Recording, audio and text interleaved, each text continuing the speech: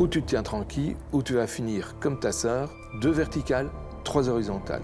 C'est quoi une phrase de psychopathe en plus là? L'enquête sur ces crimes révèle qu'il serait responsable de la mort d'au moins personnes. Je pense même qu'il y a des monstres de films d'horreur qui ont pas un palmarès comme ça, le chat. What the fuck, la manipulatrice de malade. Yo, c'est terrifiant de voir ça en vrai, là. Ça, c'est sa vraie tête, là. Il a confirmé qu'il s'agissait d'un os humain. Mais comment tu peux vivre normal après ça? Il s'est... Ah, je savais pas comment ça pouvait être pire, le chat, là. C'est bon, on a trouvé pire. Comment ça? À la mémoire de...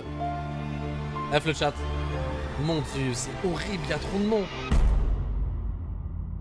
Bienvenue dans un style de vidéo très exceptionnel. Alors j'espère que vous regardez ces vidéos dans les meilleures conditions, c'est-à-dire dans votre lit, assis sur le canapé, mais j'espère surtout que c'est dans des conditions où il fait noir.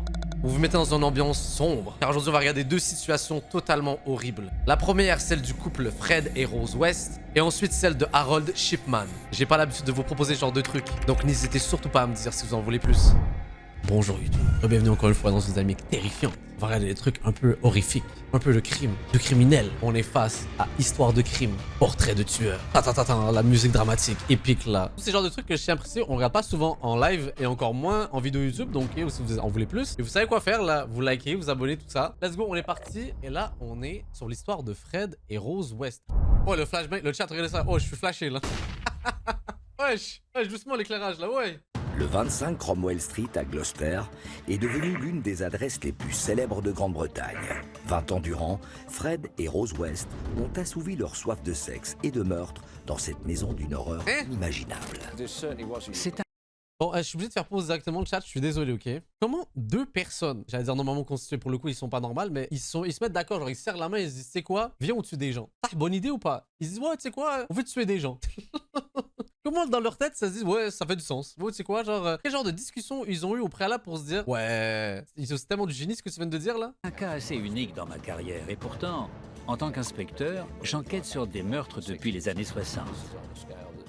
Mais là, c'est d'une toute autre ampleur. Quand la police commence à enquêter sur la disparition de leur fille, elle va directement frapper à leur porte. Et les enquêteurs vont peu à peu déterrer le passé criminel de Fred et Rose West. On retire les dalles qui sont sur la terrasse, et à partir de là, on découvre... Aïe aïe aïe aïe aïe. Mais c'est le frérot qui a été exploité à fond par Gameplay. J'avoue, j'aurais fait pareil, parce que ces histoires sont trop intéressantes. Le voilà, la légende. 3 fémurs. C'est embêtant, mais ça veut dire qu'il y a une personne de plus. On n'avait jamais enquêté à une telle échelle.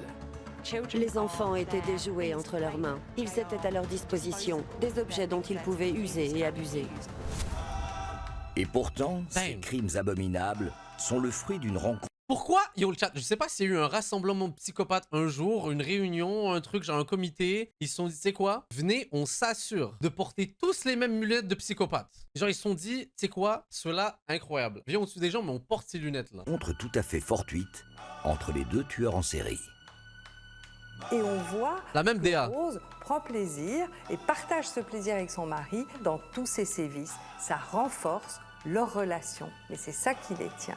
Damn. À aucun moment, je n'ai douté que Frederick West soit un homme profondément mauvais. Mais il a trouvé en Rose la parfaite apprentie sorcière. Voici l'histoire de Fred et Rose West, devenus 2 des tueurs les plus démoniaques au monde. Après, excusez-moi, ils se permettent quand même de dire qu'ils avaient pas la tête de l'emploi. Le chat, on est d'accord sur toutes les photos, ils font peur. C'est comme si tous les tueurs, je regarde la photo, je fais comme, ouais, ça fait du sens. Ouais, genre ils me disent, ouais, ils ont l'air de quelqu'un de normal. Non, il n'y en a pas eu qui avait l'air normal là. Histoire de crime. Fred et Rose West sont l'un des couples les plus célèbres de l'histoire de Ça c'est normal, ça. C'est. Wesh. Grande-Bretagne. 2 décennies durant, ils ont abusé sexuellement, torturé et assassiné 9 femmes, dont leur propre fille. Ah. Yo, ça c'est une folie, sa propre fille aussi. C'est des gens qui sont... Leur cerveau fonctionne plus là. L'aspect émotif de la chose et tout est déréglé là, je peux pas croire. Leur maison de l'horreur. On compte également 3 mon autres Dieu. victimes enterrées dans le Gloucestershire. Quand la nouvelle se répand en février 1994, les médias ne font d'abord qu'effleurer la surface de la vie d'horreur du couple. Derrière Je me permets de faire pause de chat et vous poser une question qui n'a rien à voir, mais vas-y. Ok, imaginons, vous êtes à la recherche d'une maison. Et là, on vous propose d'acheter cette maison-là à moitié prix, sachant qu'il y a eu tout ça avant. Vous le faites ou pas? La question débile d'entrée de jeu et tout, mais à moitié prix, attention, hein. Allez, vas-y, y en a qui disent oui, y en a qui disent oui, j'en étais sûr, là. Même gratuit, je prends pas. Ah ouais? Il y en a, ils s'en foutent, hein, vraiment, visiblement. Moi, le chat, je sais pas. Hein. Premier degré. Non, je pense que je pourrais pas. Me dire en fait qu'il y a des gens qui sont morts. Là, je pourrais pas. Non, je vous jure, là, je rigole et tout, mais non, je pourrais pas. Les portes closes du 25 Cromwell Street. Après 5 jours et 5 nuits d'excavation, les équipes d'experts ont déterré les restes de 3 corps humains, enterrés en divers points, à 1,50 m de profondeur dans le jardin de cette maison de Gloucester. Quelle horreur de penser qu'il y a des cadavres enterrés dans un jardin. En face Oh de mon chez nous. dieu, c'est horrible. Oh là là. C'est vraiment écœurant. C'est une pensée atroce.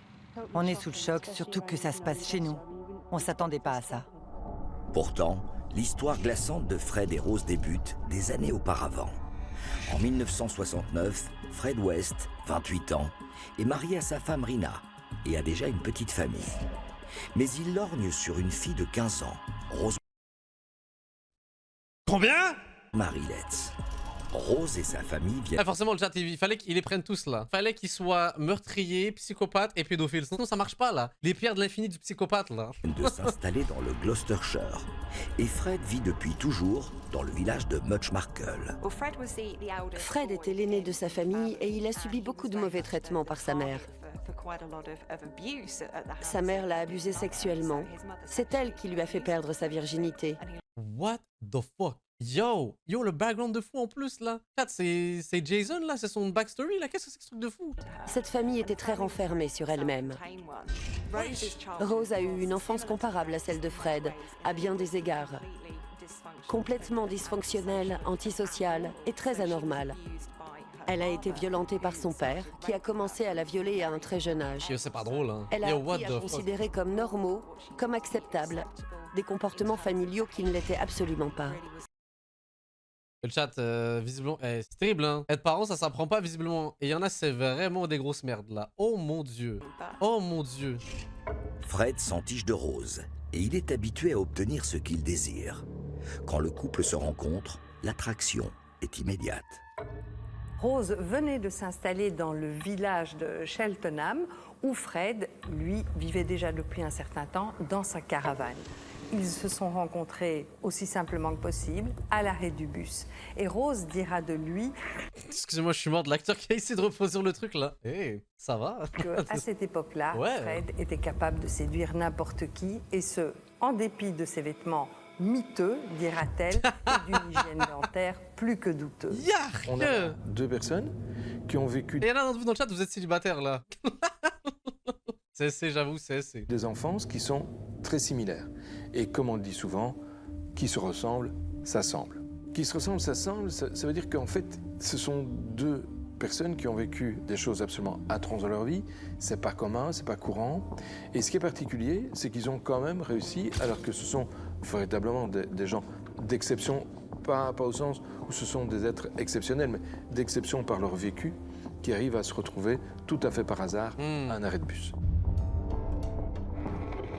En 1970, un an à peine après leur rencontre, ils vivent déjà ensemble dans le Gloucestershire, avec Charmaine, la belle-fille de Fred. Sa femme Rina semble avoir disparu. Rose attend le Comment ça a premier disparu? enfant du couple, Heather. Attends, elle avait. Soit un an après, soit elle avait 16 ans. Yo! Au début de leur relation, Fred était certainement le membre dominant du couple. Il était plus âgé, plus expérimenté. Il avait vécu plus de choses que Rose, qui venait d'une famille très fermée. Mais à mesure que leur relation s'est développée, elle a commencé à se sentir plus forte et à gagner en confiance. Je ne pense pas que Fred, lui faisait vraiment confiance. Pour Rose et Fred, tout reposait sur le sexe. Ah, super. On arrive, le chat, là, on va arriver à parler du sujet. Bon, on est rendu là, je suis gêné, excusez-moi. Depuis le tout début, Fred était l'instigateur, mais il a trouvé la parfaite apprentie sorcière, la partenaire parfaite. Quelqu'un qui partageait sa lubricité, qui le comprenait et voulait agir pour lui. Évidemment, pour des tiers comme nous, c'est particulièrement compliqué de comprendre cette relation. Pourquoi? Parce que nous avons des fondations, des fondements. On nous a appris le bien, le mal, la distinction entre ce qu'on peut faire, ce qu'on ne peut pas faire, ce qui est acceptable, ce qui ne l'est pas. Mais on sait que dans le cas de Fred et Rose, ils ont grandi dans un univers familial, chacun de leur côté, totalement dysfonctionnelle et donc sans le moindre repère, sans la moindre valeur. Ce qu'on découvre également, c'est que la relation entre Fred et Rose n'est absolument pas une relation amoureuse. Ok, le chat. J'aimerais juste rebondir sur ce qu'elle vient de dire, parce qu'en vrai, c'est intéressant. Et malgré cette histoire triste et tragique qu'ils ont pu avoir par leur passé, j'aimerais juste relativiser une chose, parce qu'il y en a beaucoup qui font l'erreur de les humaniser par rapport à ça, par rapport à leur passé triste. Je m'explique. C'est-à-dire que forcément, c'est triste ce qui s'est passé. Genre, ils méritaient pas d'avoir ce passé compliqué et tout ça. Malgré tout, t'as des gens qui ont eu le même genre de passé triste, mais qui ne deviennent pas des psychopathes, tueurs, violeurs d'enfants. Vous voyez ce que je veux dire? Ce qui fait que, comme par exemple, comment il s'appelle là, Jeffrey Dahmer là. Mais vous avez pas vu sur les réseaux sociaux là, il y a beaucoup de gens là qui limite le défendaient, limite genre banalisaient genre ce qu'il avait fait. Et c'est ça qui me fascine. C'est pour ça que je peux pas leur trouver d'excuses. Hein. C'est ça, on précise là, malgré le passé triste et tout. Yo, ça pardonne pas. Là, ils ont des vrais passés aussi, probablement pire qu'eux. Et qu'on va faire ça, c'est important de le préciser là. Parce que là, ils vont dire, ouais, pauvre eux et tout. Oui, je sais, mais still, soit. On précise. L'enfance traumatique de Fred et Rose aura un effet tenace sur leur couple et leur vision biaisée de la vie de famille. Aujourd'hui encore, on a du mal à savoir combien d'enfants ont eu Fred et Rose. Comment ça? En comptant Charmaine, la fille de Fred, en plus des 8 autres qu'ils ont eus ensemble, ça fait 9. Mais il faut y ajouter les 3 enfants métis de Rose, dont Fred n'est pas le père. Et ils sont où, eux? Je peux seulement affirmer qu'ils ont tous été profondément blessés, quasiment ruinés par leurs parents. Mon Dieu. Je pense que le fait que Rose ait été violentée par son père très jeune a tracé la voie qui sera celle de sa vie de couple. Ah, c'est horrible. Elle a considéré comme normales des limites et des règles qui ne pouvaient pas fonctionner dans le monde réel. Son apprentissage au cours de ses premières années de vie l'a prédestinée à ne jamais pouvoir s'intégrer nulle part. D'une certaine façon, elles sont aussi devenues les règles familiales de Fred, les traditions de la famille West. Oh, excusez-moi, est-ce que je peux bannir quelqu'un pour l'OQI, le chat? En fait, non, je pense que je vais te retirer le VIP. Ça, faut lui qui a dit perso, je suis pas d'accord, ça excuse rien, mais ça justifie leur comportement. C'est ce que j'ai dit! Est-ce qu'il y en a qui écoutent ce que je dis ou pas? Est-ce que vous faites exprès? Genre juste pour faire les intéressants? J'ai littéralement dit ça. C'était évidemment parfaitement atroce, mais c'est un... Je suis pas d'accord parce que vous voulez parler. Et ça nous permet d'expliquer, en partie du moins, leur comportement. 2 décennies plus tard, en 1992, la police du Gloucestershire publie un avis de recherche pour Heather West. En 1987, âgée d'à peine 16 ans, la fille aînée de Fred et Rose a disparu du foyer familial. Oh. Fred prétend qu'Heather s'est enfuie, mais il ne signale jamais sa disparition. Ah non, c'est trop triste ça parce qu'on sait déjà ce qui s'est passé. Et ces chiens, genre, ils ont même pas essayé d'être subtils, ils ont même pas essayé de faire genre, elle avait disparu puis ils sont allés porter plainte ou je sais pas. Quand la police reçoit des horrible. allégations de maltraitance sur enfants au 25 Cromwell Street, elle entame les recherches d'Heather. Le commissaire en chef, Tony Butler, est alors à la tête de la police du Gloucestershire. L'une des enfants a parlé de ce qui lui était arrivé à une camarade d'école. Et cette amie est allée raconter à un policier en patrouille ce qui arrivait à son amie. Cet agent a rapporté ces informations qui sont remontées au service de protection de l'enfance qui ont commencé à collecter des preuves. 5 des enfants des West sont placés en foyer et la police lance son enquête. Ok, il y avait déjà une dynamique comme ça, ok. Mais attendez, le chat, je suis désolé de faire cette remarque glauque. Là, on a eu de la chance, parce que t'avais des jeunes qui se sont plaints, qui en ont parlé et tout. Imaginez ceux qui ont jamais été chopés. Oh là là là là. Non, mais c'est sûr, dans l'humanité, t'en as là qui ont justement vécu ça, mais qui ont jamais été. Les West sont interrogés sur les aspects sombres de leur vie, au 25 Cromwell Street. C'est en les interrogeant qu'ils ont appris l'existence d'une sorte de blague familiale qui était la suivante. Oula, j'ai peur. Fred a des réflexions qui sont un peu particulières en famille. Quand un autre enfant l'ennuie, il dit « Toi, ou tu te tiens tranquille, ou tu vas finir comme ta sœur, 2 verticales, 3 horizontales. » Quoi? 2 verticales, 3 horizontales. Ça veut dire quoi? Ça veut dire quoi? En fait, c'est sa terrasse. Sur la terrasse, il y a des dalles. Et ces dalles, comme sur toutes les terrasses, vous pouvez les voir sur la vôtre, c'est pareil. Hein, il y a des joints. Il y a des joints verticaux et des joints horizontaux, c'est pas comment on regarde la terrasse. Okay. Et les policiers comprennent que derrière cette blague, il y a en fait certainement une allusion, ou en tout cas un indice suivant lequel Heather serait enterrée. Yo, check-moi une blague, le chat. Tu vas finir comme ta sœur enterrée. Yo, what the fuck? Check-moi une phrase de psychopathe en plus, là. Avec des sous-entendus et tout, genre un petit mystère dans la blague. Oh mon dieu. À cet emplacement. Oh. Yo, ça, Cette c'est... réflexion, Heather est enterrée sous la terrasse, est revenue plusieurs fois, et on a commencé à la prendre au sérieux. On savait que Heather avait disparu, qu'elle avait quitté la maison, alors on l'a cherchée. Mais malgré une grosse enquête pour la retrouver, elle semblait avoir disparu de la surface de la Terre. En février 1994, la police décide de vérifier si la blague familiale est un peu plus grave que les enfants ne le pensent. Mon dieu. Ils obtiennent un mandat et commencent à creuser sous la terrasse du 25 Cromwell Street. Non, mais c'est pas Quand ils sont arrivés avec le mandat, Fred et Rose étaient chez eux. Ils sont tous allés dans le jardin et les agents ont commencé à creuser. Fred sent que les choses se compliquent et demande à être interrogé par la police. Fred a demandé à un agent s'il pouvait aller au commissariat et ils sont partis ensemble. Il a avoué que le corps d'Heather se trouvait bien dans le jardin, mais que la police cherchait au mauvais endroit. Imagine, t'es l'enquêteur à ce moment-là, tu vois, et t'apprends que le père a enterré sa fille dans le jardin. T'es un policier dans ce genre de situation. Yo, je sais même pas comment il a fait pour se retenir pour pas lui niquer sa mère, genre, devant tout le monde. Yo, vraiment. Plus tard dans la journée, Quoi? et Fred leur a montré où il pensait qu'Heather était enterrée. Le lendemain, les agents ont creusé et ont retrouvé un fémur. Oh mon dieu. Ils l'ont emmené pour analyse chez le légiste. Il a confirmé qu'il s'agissait d'un os humain. Mais comment tu peux vivre normal après ça? Il s'est avéré qu'il appartenait bien à Heather. Yo. Rose est au commissariat de Cheltenham quand elle et son interrogateur, Léo Gotley, reçoivent la nouvelle. Quand on a dit à Rose que des os d'Heather avaient été retrouvés, elle a sangloté très fort. Léo Gotley. Yo, check-moi fou non. Je pense que sous les dalles, il y a probablement d'autres corps, c'est ça qui sont dans des, non? Ça c'est l'a ça, hein. bouleversé. Ils sous-entendent ça, hein. Comment interpréter ça? Était-ce le choc et la détresse d'une mère? Ou plutôt le désespoir d'une meurtrière que l'on vient de coincer? Ouais, je pense que c'est ça, hein. Sur le coup, j'ai cru au choc et à la détresse. Peut-être ignorait-elle l'ampleur des activités de Fred. Bien sûr, à ce stade, on ne parlait pas encore de meurtre en série, seulement d'Heather. Mais après ces fouilles, tout s'est enchaîné très rapidement. La police en découvre plus qu'elle n'espérait, sous la terrasse du 25 Cromwell Dieu. Street.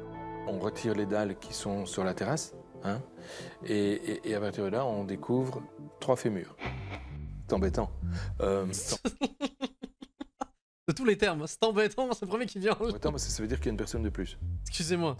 Et Fred, Tiens, il dit, c'est oui, terrible. il y a quelqu'un Pas de drôle. plus. Oui, oui, sans problème, hein, il le reconnaît. Mais il dit que c'est une de ses anciennes maîtresses. On va voir plus tard que c'est pas vrai, mais il dit que c'est une de ses anciennes maîtresses. Mais comment ça, il a dit ça comme si c'était une excuse, Armand? Mais c'est un malade mental. Non, vous inquiétez pas, c'est pas un autre enfant là, c'est vraiment juste mon ex là, let's go. Ce qui a été Ça le enterré à fout. cet endroit-là. À sa disparition, en 1978, Shirley Robinson était enceinte de Fred. West apprend aussi à la police qu'ils vont retrouver un 3e corps dans le jardin. Mon Une amie de Dieu. Shirley, selon lui. Tout au long de l'interrogatoire, il insiste sur un point. Sa femme Rose ignore tout de la présence de ces corps. La manière qu'a eu Fred de défendre Bien l'innocence sûr, hein. de Rose, Bien de sûr. se charger de toute la responsabilité, prouve un certain transfert de pouvoir dans leur relation. C'était lui le dominant dans leurs premières années, mais c'est elle qui tirait les ficelles depuis un certain temps, et il ne lui faisait plus du tout confiance. Il avait très peur de ce dont elle était capable, et ça a complètement renversé le rapport de force dans leur relation. Yo, chat, attendez, j'ai trop de questions. Déjà, de base, imaginez, vous êtes 2 tueurs et vous dormez dans le même lit, genre. C'est un couple, là, à la base, là. Mais comment tu dois pas dormir serein, en fait, sachant s'il y a des embrouilles ou peu importe, déjà, de 1. Et de 2, est-ce qu'on se rend compte qu'il y a eu des gens qui étaient morts, enterrés dans leur cour, et que la seule raison pourquoi on réussit à trouver leur corps, c'est par rapport à une autre histoire de meurtre. C'est une dinguerie. C'est-à-dire que les autres, on n'a peut-être même pas trouvé de piste sur eux, on les a peut-être abandonnés. Oh, waouh. Ce type Waouh. faisait froid dans le dos. Il essayait toujours de se faire aimer des gens d'une manière assez fausse. Il riait, prenait les choses avec légèreté, mais il n'était pas du tout convaincant et se rendait très vite compte s'il ne vous impressionnait pas. Alors il se repliait sur lui-même et je pouvais voir en lui une autre facette, un naturel plus mauvais. Il essayait certainement de manigancer quelque chose de vicieux, mais il a compris qu'il était certainement meilleur pour charmer les femmes que les hommes. Il était généralement capable, avec un petit sourire et un peu de baratin, de convaincre certaines jeunes femmes qu'elles étaient en sécurité à ses côtés. Pour Si ne seulement rien elle savait, les arranger, pauvres. le récit de Fred change sans arrêt. Il admet d'abord, puis renie les crimes, et dit aux enquêteurs que toutes les morts ont été accidentelles. Ouais, non mais l'abus en fait de l'excuse là. Il demande à être L'abus de inculpé l'excuse. pour homicide involontaire Ouais, bien sûr, et bien non sûr. pour meurtre. Ouais, bien sûr. Les médecins légistes Pas à nous. vont avoir du mal à le contredire.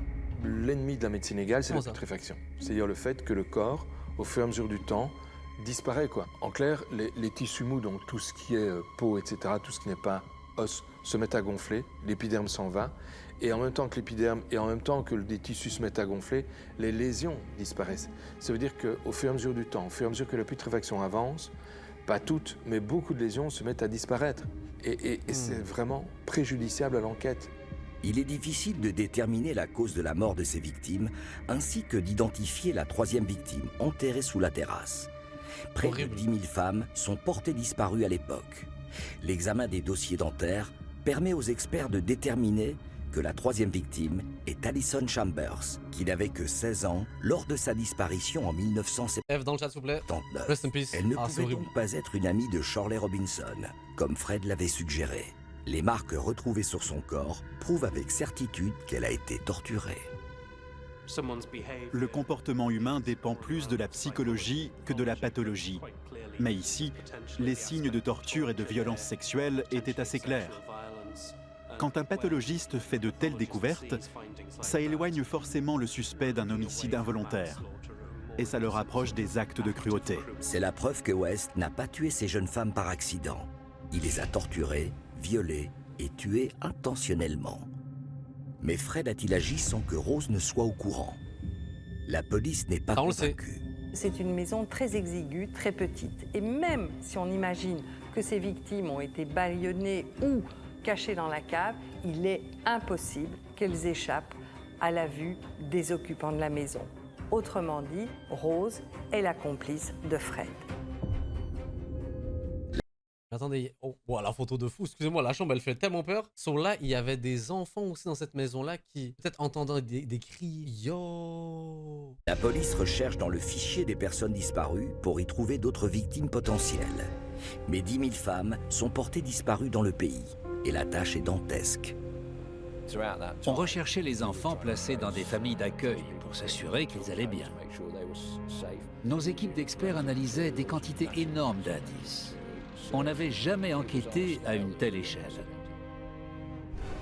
Les crimes de Fred West donnent du fil à retordre aux enquêteurs. Les recherches intensives de la police porteront-elles leurs fruits? Combien de victimes seront encore découvertes? Et le couple passera-t-il aux aveux? Yo, c'est des vraies images d'eux, yo, chat, je suis choqué, je suis choqué. En février 1994, la police réalise des fouilles au sein du domicile de Fred et Rose West. Sur place, ils y découvrent 3 corps, ceux de Heather, Shirley et Alison. Les signes de torture et de violence sexuelle retrouvés sur les victimes sont la preuve qu'il s'agit d'homicide volontaire. La police recherche alors dans les fichiers des personnes disparues pour y retrouver d'autres victimes potentielles. Et 2 profils sortent du lot. Lucy Partington, une étudiante de 21 ans, aperçue pour la dernière fois à un arrêt de bus de Gloucester en 1973. Et Linda Goff, 19 ans, disparue la même année. Dernière adresse connue, le 25 Cromwell Street. Fred et Rose avaient adopté une espèce de mode opératoire. Ils repéraient des jeunes femmes en fuite, qui avaient fugué d'un foyer, Des personnes naïves, manipulables, tout ça, oh mon dieu. d'une famille d'accueil ou de chez leurs parents. Elles étaient vulnérables. C'est ça. Ils les accueillaient chez eux. Assez régulièrement, Fred et Rose faisaient le tour des arrêts de bus pour trouver des jeunes femmes qui avaient l'air un peu perdues. La présence même de Rose est de nature à rassurer ces jeunes filles lorsqu'elles montent dans le véhicule du couple, qui propose de les accueillir pendant un petit temps. Et Rose a même cette technique qu'elle a acquise pendant son enfance, c'est-à-dire qu'elle va en quelque sorte endormir ses victimes en leur parlant doucement, calmement et ainsi gagner leur confiance. C'est d'ailleurs ça qui a fait le succès, entre guillemets, de Fourniret et de Monique Olivier. C'est un couple diabolique qui, de la même manière, attrapait des gamines, arrivait à les rassurer en manière telle que certaines gamines montaient même dans la camionnette sans la moindre contrainte. Ici, c'est la même chose. Linda Koff n'a jamais été officiellement portée disparue, mais sa famille la recherchait à l'époque de sa disparition. La mère de Linda Goff était venue frapper à la porte des West et Rose lui avait ouvert. Elle lui a demandé si elle savait où se trouvait Linda. On lui a répondu qu'elle avait dû partir pour Weston-super-Mare. Mais elle avait été très étonnée de voir que Rose portait les pantoufles de Linda. Waouh! Tout ça, tu portes les vêtements de la personne qui... Yo, non mais ça c'est un niveau de... Oh! Et qu'il y avait des vêtements de Linda étendus sur la corde à... Mais what the fuck? La mère de Linda croit Rose lorsqu'elle lui dit que sa fille a quitté Cromwell Street. Mais la presse commence petit à petit à dévoiler l'ampleur de l'affaire. Et d'autres femmes ayant croisé la route des West se manifestent. La police fait une percée quand Caroline Roberts les contacte pour leur proposer son aide dans l'enquête. Elle en a entendu parler aux informations et révèle à la police avoir été violée par Fred et Rose en 1972. Elle les a fréquentés après qu'ils l'ont prise en autostop et a même travaillé pour eux comme nounou pendant quelques temps. Mais à la suite d'un incident atroce, elle décide de porter plainte contre eux. Ils l'ont invité à revenir chez eux. Alors qu'ils étaient en voiture, Fred et Rose l'ont agressée. Puis, une fois arrivés chez eux, ils l'ont ligotée, l'ont violentée et ont abusé d'elle sexuellement.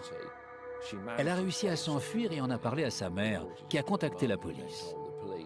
Fred et Rose ont été arrêtés pour viol et plusieurs chefs d'agression sexuelle.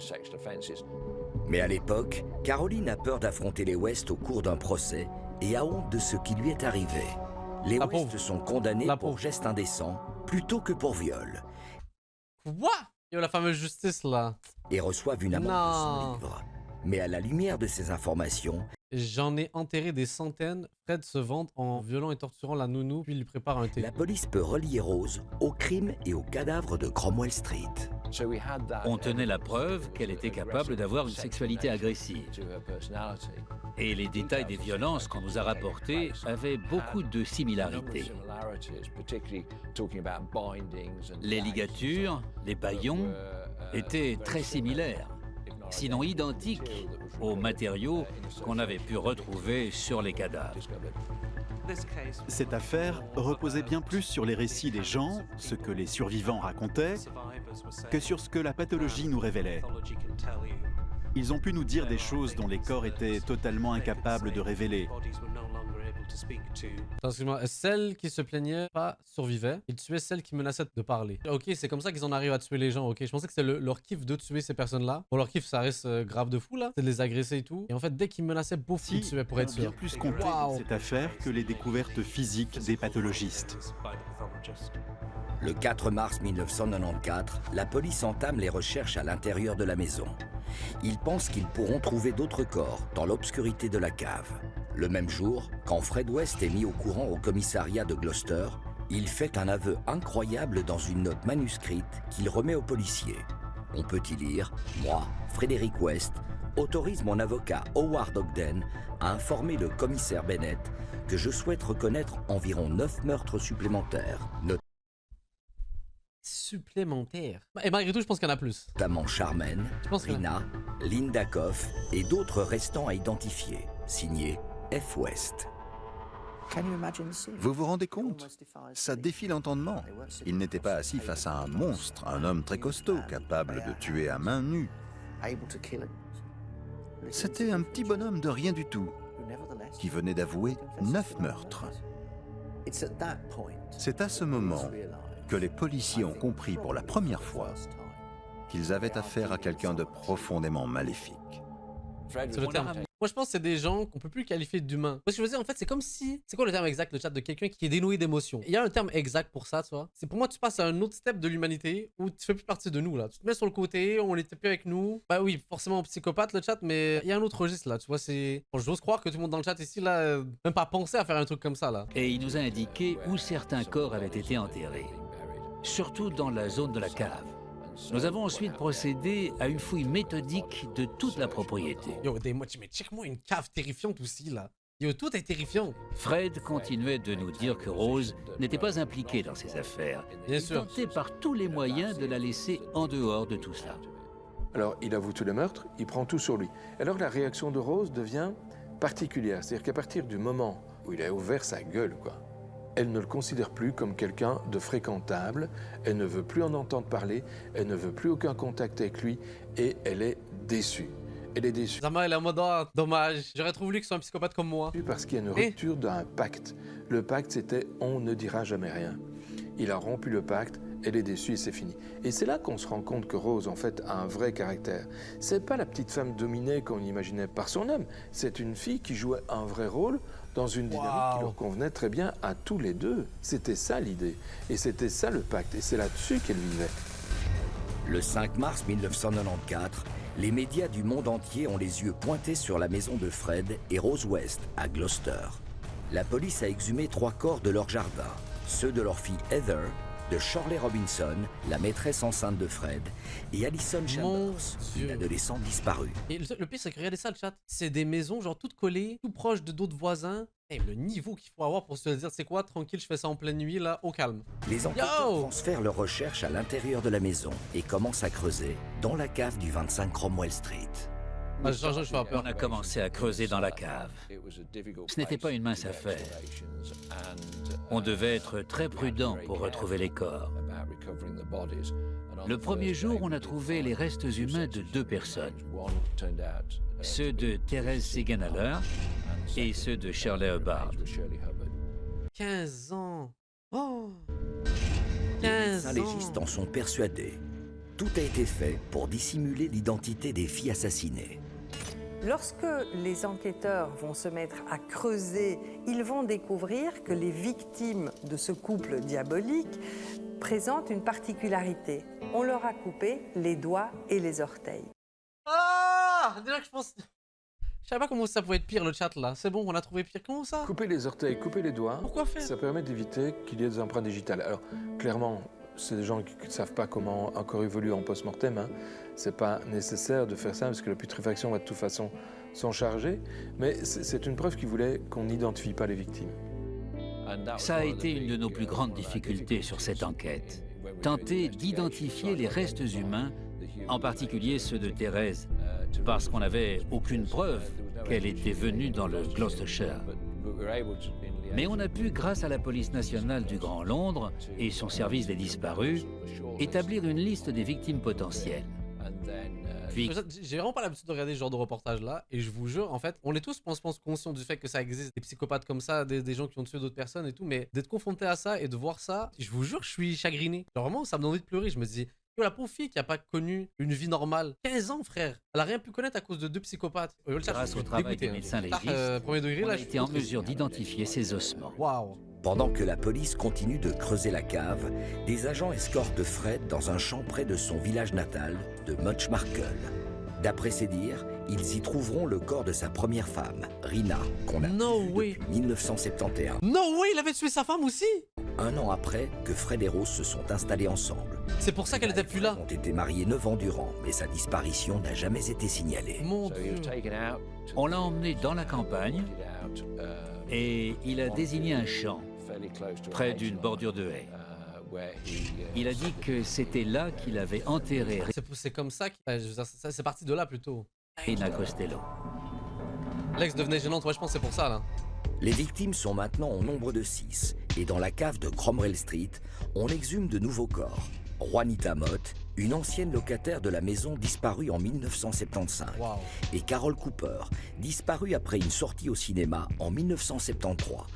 J'ai envie de dire, malheureusement, il y a l'aspect de l'époque, je pense, le chat. 1973 et tout, on avait beaucoup moins de technologie qu'aujourd'hui. Et je pense qu'à cette époque-là, des tueurs, ça passait plus facilement qu'aujourd'hui. On est d'accord, le chat, là? En tout cas, ils pouvaient passer plus facilement entre les mailles du filet. Ainsi que deux noms malheureusement, bien de sûr. la police, Lucy Partington, et enterrée sous la baignoire, Linda Koff. Ces jeunes femmes ont vécu une tragédie. Tous les meurtres sont tragiques pour les victimes et leurs familles, mais c'est l'ampleur de cette affaire qui a attiré l'attention des médias. Il est quasiment incompréhensible qu'un couple puisse enlever des jeunes femmes, les attirer chez lui, pour ensuite abuser d'elles sexuellement et les tuer. À une échelle pareille, c'est quasiment inimaginable. Le 8 mars 1994, d'être à l'aise de moins faire ça, deux waouh. semaines après le début de leur recherche à Cromwell Street, la police a déjà retrouvé 10 victimes. La plupart sont enterrées depuis 20 ans, quand Fred et Rose Attendez, ouais, comment ça 20 ans? Je pensais que ça faisait juste comme 2-3 ans. 20 ans! En fait, il n'y avait pas l'histoire de leurs enfants, ils auraient pu continuer à opérer, genre. étaient à leur époque la plus prolifique. Au-delà de l'aspect... Donc là, vous voulez me dire qu'il y a peut-être à tout moment, genre mes voisins, ils sont un tueur et je sais même pas. Peut-être à tout moment... Oh, attendez, je vais aller pousser le truc. Peut-être quelqu'un dans le chat en ce moment qui a déjà tué quelqu'un, là. Allez, dénoncez-vous, s'il vous plaît. Regardez ça, quelqu'un qui écrit quoi? Depuis vendredi, je me tue à son album, là. Le mot tuer, étrange. T'as pas utilisé un autre terme? Non, mais je suis suspect maintenant, là. De tout le monde. Sexuel de ces crimes. On comprend qu'en fait, il y a une communion pour ce couple. Ce couple qui vit totalement renfermé, qui vit en se satisfaisant purement et simplement l'un de l'autre, avec les mêmes absences de fondement, les mêmes folies partagées, les mêmes psychoses partagées. Par ces crimes, en fait, leur relation elle-même se renforçait. Pour lui, ces filles n'étaient que des objets sexuels. Horrible. Elles ne valaient pas mieux que des poupées. C'est une pensée glaçante, mais c'est une humanité qu'il n'avait pas en lui. Il était totalement incapable de la moindre conscience ou du moindre remords. Et il a fait tout ça avec l'aide de Rose. Mais attendez, juste pour être sûr de... Je vais faire le constat chez tout mon entourage, le chat. Est-ce qu'il y a quelque chose qui peut prévenir de ça? Genre de pouvoir comprendre qu'il y a quelqu'un dans ton entourage qui manque cette humanité-là. Il n'y a pas un registre où la plupart des psychopathes avaient tendance à tuer genre des animaux ou des trucs comme ça en fait, avant de s'exercer à des humains ou des trucs comme ça? Je sais pas, j'avais vu en fait un truc comme quoi ça disait que justement un psychopathe de base en fait, il va pas s'exercer, mais en tout cas il aura aucune empathie envers les animaux et forcément il va les... Ok, dans l'enfance, ouais, ok. La seule pensée de voir une jeune femme pendue par les mains dans la cave avec un crochet, et Fred et Rose ont pu abuser d'elle à leur guise pendant plusieurs jours. Ça défie l'entendement. C'est atroce. 9 corps ont maintenant été exhumés à Cromwell Street. Et un de plus, celui de Rina West, la première femme de Fred, dans un champ de Muchmarkel. Mais Fred n'a pas encore terminé. Comment ça, il a dit encore un autre? S'il n'admet pas l'avoir tué, il déclare à la police qu'il a l'impression qu'Anne McFall, une amie de Rina, pourrait elle aussi être enterrée dans un champ voisin. Elle serait... Comment ça, il a l'impression? ...de Fred, tuée en 1967, alors qu'elle était enceinte de 6 mois. Une autre encore qui est enceinte en plus. Pour chacune de ces victimes, Fred procédait de la même manière, c'est-à-dire qu'il démembrait les corps. Et comment les faisait-il disparaître? Attendez, parce que... Vas-y, je vais pas trouver une justification à ça, mais je me suis dit, ok, Zama, son ex, c'est la première. Tu avais une vie avec elle. Mais elle a rien à voir, puis il était avant. Disparaître, eh bien, il procédait d'une manière bien précise, presque une minutie d'horloger. Il faisait un trou, un premier trou dans lequel il allait glisser la tête et le torse. Ainsi, ces deux parties du corps se trouvaient, pour ainsi dire, compressées. Et dans un trou plus petit, il mettait les bras et les membres inférieurs. Il fait un truc intelligent, puisqu'en dispersant les trous, il les rend moins facilement identifiables. Ce qu'on cherche, quand on cherche un corps dans un bois, c'est une tombe. On cherche un monticule relativement grand. On ne cherche pas un petit tas de terre. C'est très malin. Et donc, il enterre des segments par segment, en différents endroits. Et en plus, ils sont plus difficiles à identifier, mais 2, pour identifier la personne quand on a des morceaux comme ça un peu partout, c'est beaucoup plus difficile. Le problème avec... Mec dans le chat qui dit pourquoi il les a pas brûlés. Pose cette question-là comme si c'était logique, là. Comme si toi t'aurais fait ça. On a trouvé le psychopathe, le chat, c'est bon. C'est que le terrain avait été réaménagé. On avait ajouté une nouvelle couche de terre. Quand on cherche des restes humains, on ne peut pas faire venir une pelleteuse et tout retourner. On avance pelleté après pelleté, qu'on tamise à chaque fois. On a dû creuser un trou de la superficie d'une piscine olympique. On avait quasiment perdu tout espoir de retrouver le corps. On s'est fixé une date butoir. Si on n'arrivait pas à trouver le corps à telle date, on s'arrêtait. Mais par chance, quelques jours avant cette date, on a retrouvé des os, puis le reste du corps. Au cours des 2 mois de recherche du corps d'Anne McFall, Rose West a été arrêtée et inculpée pour meurtre. Pour chaque victime, elle clame son innocence. La police ne dispose que de preuves indirectes et les avocats de la défense pensent qu'elle n'a pas assez d'éléments pour la relier. Allez, à vous tout! Rose West a affirmé qu'elle n'avait rien à voir avec tout ça. Mais la Cour s'appuyait sur les déclarations de plusieurs personnes qui l'accusaient d'être impliquée dans un cas d'enlèvement et d'agression sexuelle. Mais ça ne fait pas tout. Que sait-on au juste sur les meurtres? Au cours de son interrogatoire, Fred West avait assumé l'entière responsabilité des meurtres. Il affirmait également que Rose n'avait rien à voir dans cette histoire. Le dossier sera-t-il assez solide pour prouver l'implication de la jeune femme? Et les enquêteurs parviendront-ils à trouver des preuves accablantes?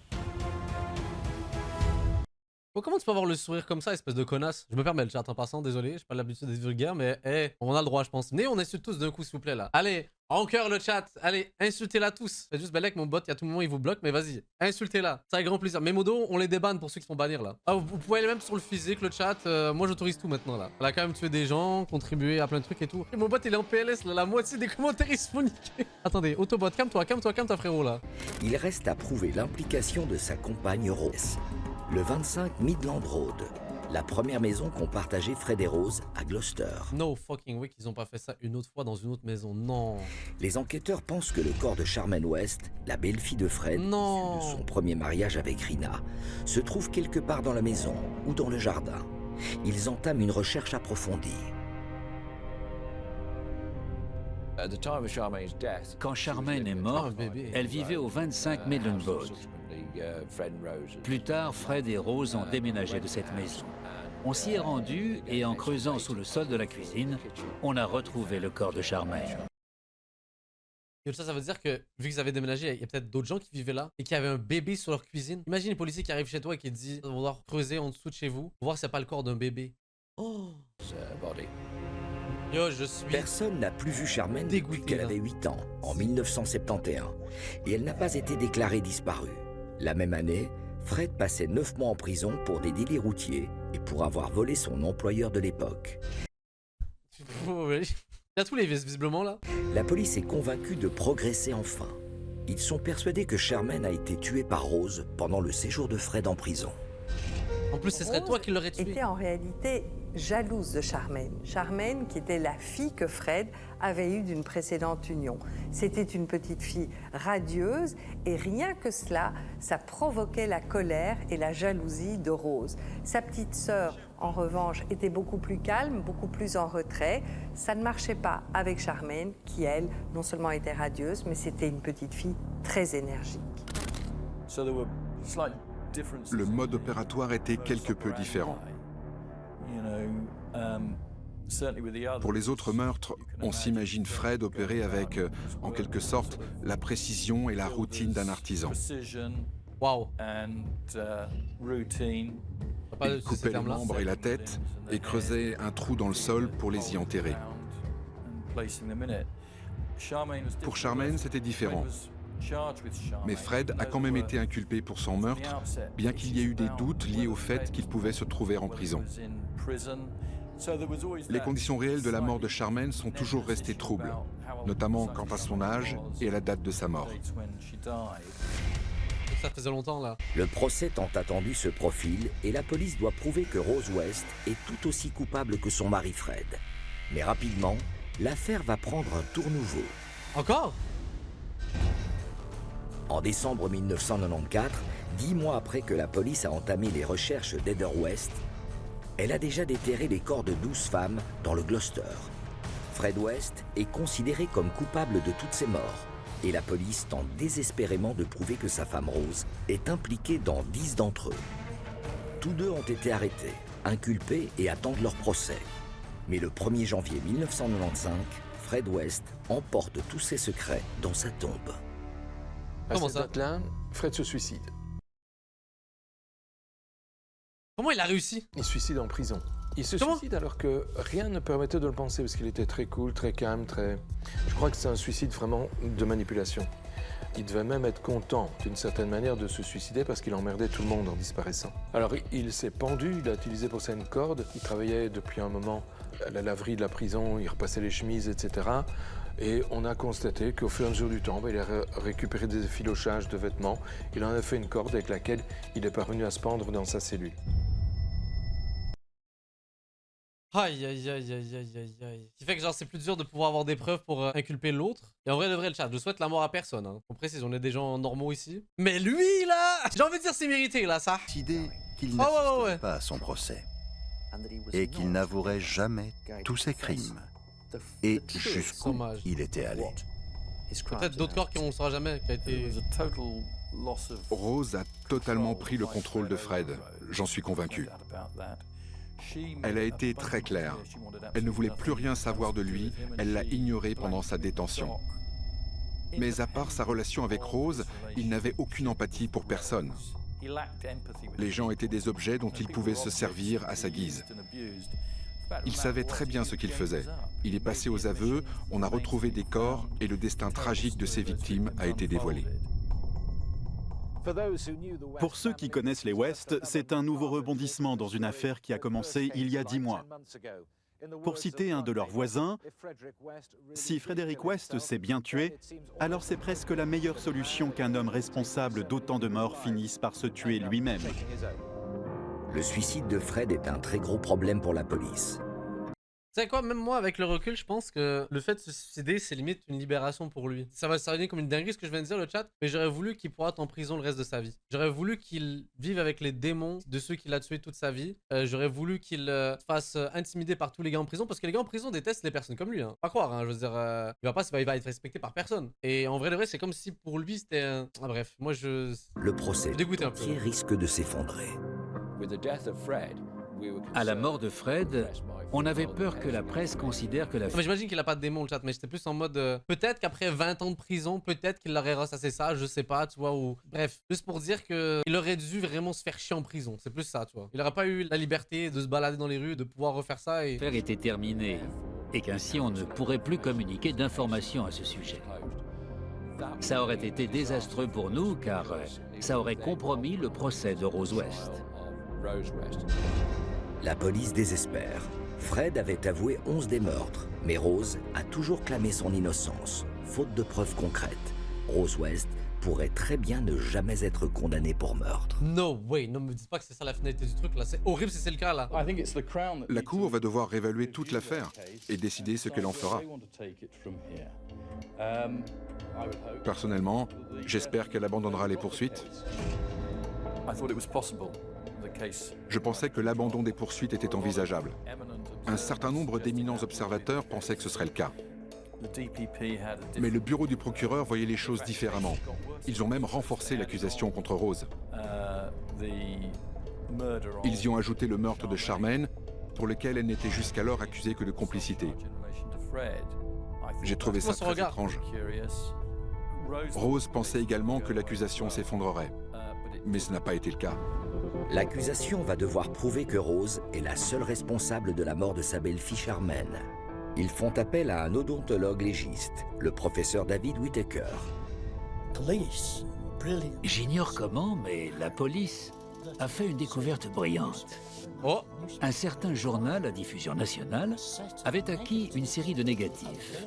Des négatifs professionnels de grand format. On pouvait y voir avec une précision incroyable certaines des dents de lait de Charmaine. C'est une technique qui permet de comparer les dents que l'on a sur le mort avec la fiche dentaire de l'individu. Et c'est évidemment éminemment très pratique puisque grâce à ça, eh bien, on arrive à identifier les gens. Et quand on a un corps, même putréfié, avant même d'évaluer la taille, avant même d'évaluer le poids, avant même de lui faire les empreintes digitales, de faire de l'ADN, etc., on regarde les dents. Mais l'identification dentaire marche, elle marche depuis longtemps, et elle a marché dans le cas de cette victime.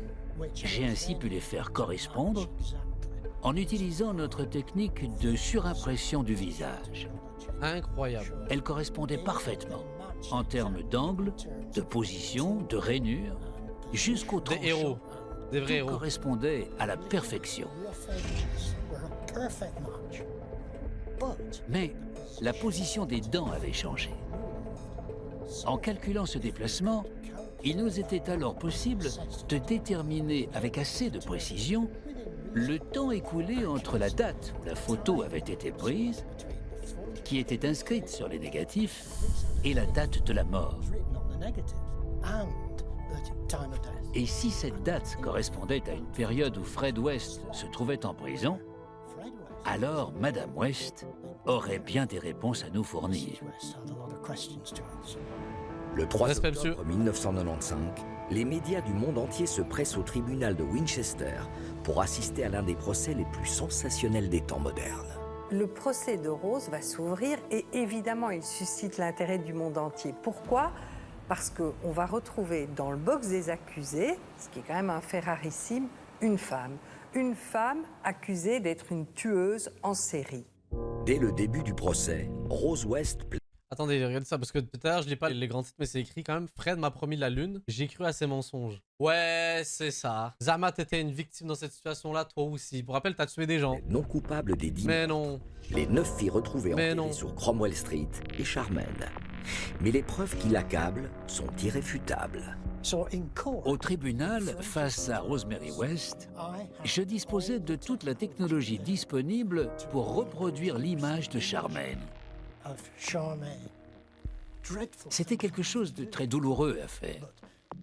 Mais le juge et l'accusation ont insisté pour que Madame West voie cette image se développer devant ses yeux. Voir sa réaction, c'est ça? C'est à peu près la seule fois où elle a eu l'air un peu contrariée. Elle était même pas contrariée au fait de voir une fille décédée, en fait. Elle était juste contrariée par le fait qu'on l'ait chopée. C'est une dinguerie! Yo, c'est fou! Rose, elle a une manière What the de se fuck, la présenter manipulatrice de malade! En criant, c'est une femme colérique, c'est une quadragénaire, une allure lourde, elle est en colère, elle est mal fagotée, mais elle n'arrête pas de crier son innocence en affirmant haut et fort C'était qu'elle n'a Fred, pas rien moi. fait, que Fred a reconnu être l'auteur de tout ça, que c'est impossible. Elle va même jusqu'à dire comment peut-on imaginer que j'aurais pu tuer ma propre fille. Mais ces meurtres avaient eu lieu bien avant. Elle était très jeune quand elle les a commis. C'était une tueuse en série adolescente. Elle a commis 3 meurtres avant d'avoir 20 ans et la plupart ont eu lieu avant ses 26 ans. Bro, what? Les preuves fournies par le professeur C'est quoi les chances, le chat, que 2 psychopathes se retrouvent et tuent autant de gens? Genre, ils font ce constat de ouais, let's go. Et j'en reviens à la question initiale, le chat. Imaginez le début de conversation, au moment où ils se sont rendus compte que les deux, genre, prendraient plaisir à tuer des gens. Tucker, Genre, comment tu peux arriver à ce constat-là? Rosemary West est coupable des 10 meurtres. Il a pu dire, Rose est coupable. et ça a convaincu le jury qu'il pouvait donner l'âge à quelques jours près de l'enfant au moment de son meurtre. Et on pouvait prouver que Fred se trouvait en prison à ce moment-là. Et qu'il ne pouvait donc pas avoir tué Charmaine du fait de son absence. Il se trouvait en prison. Le procès ne s'est pas très bien passé pour Rose. Le jury a délibéré assez longtemps. Ça n'a pas été une décision hâtive, ils ont pris plusieurs heures. Ils ont réfléchi à tout en détail. Et à leur retour, ils étaient assez unanimes sur toute la ligne. Ça a été un gros échec pour Rose.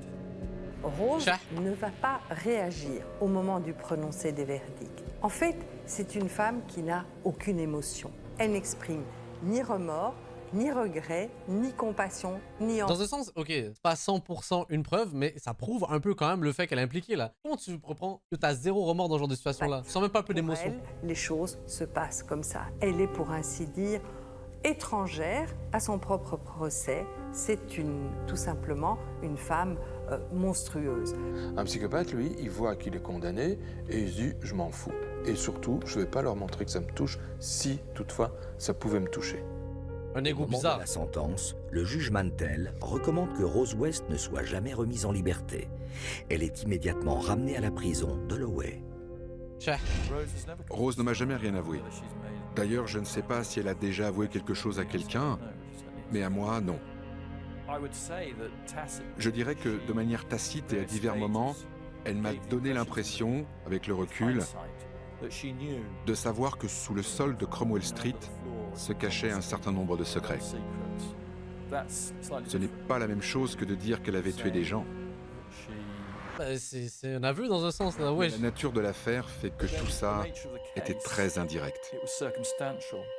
À 450 km de Gloucester, Rosemary West est en route pour la prison où elle passera le restant de ses jours. Aujourd'hui, Rose West purge une peine d'emprisonnement à vie à la prison de Low Newton, à Durham. En 1996, un an après que le 25 Cromwell Street a livré ses derniers secrets, la maison est démolie.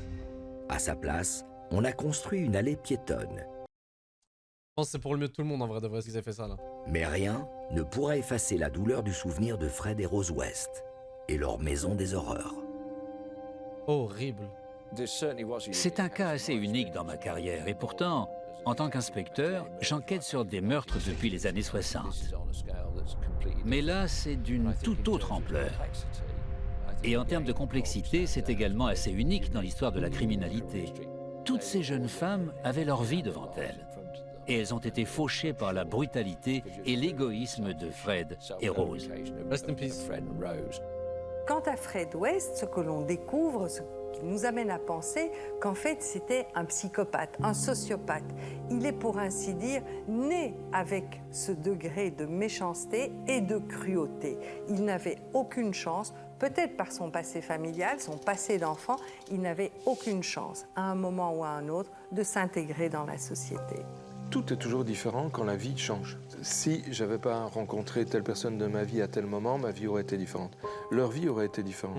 Mais étant donné que c'est des psychopathes, il n'est pas dit qu'ils ne seraient pas quand même tombés dans des travers importants. Peut-être avec d'autres personnes. Comme en général, ceux qui se ressemblent s'attirent et se rassemblent, comme on dit toujours, il est vraisemblable qu'ils auraient peut-être trouvé d'autres personnes avec lesquelles commettre des faits similaires ou différents.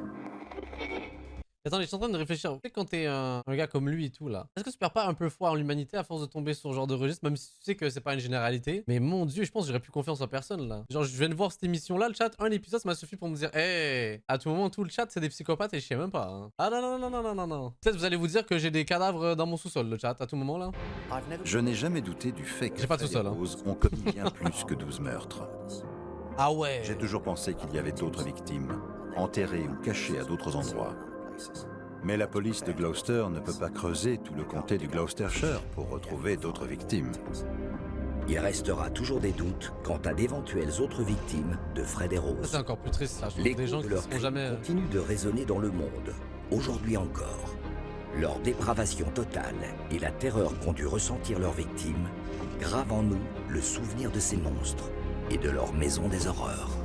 Le chat check c'est un truc un peu glauque et tout, mais vous êtes chaud, on en regarde un autre. En vrai, c'était quand même malgré tout très fascinant. Fascinant dans un registre terrifiant. Je sais pas comment on se comprend de toute façon là. Mesdames et messieurs, on est sur la deuxième histoire. Cette fois-ci, on suit l'histoire de Harold Shipman. Le 24 juin 1998, Kathleen Grundy, 81 ans, est retrouvée sans vie chez elle à Hyde, dans le Grand Manchester. À cette époque, personne ne se doute que sa mort va mener à la découverte de l'un des pires criminels au monde. Au monde. Hey, ok.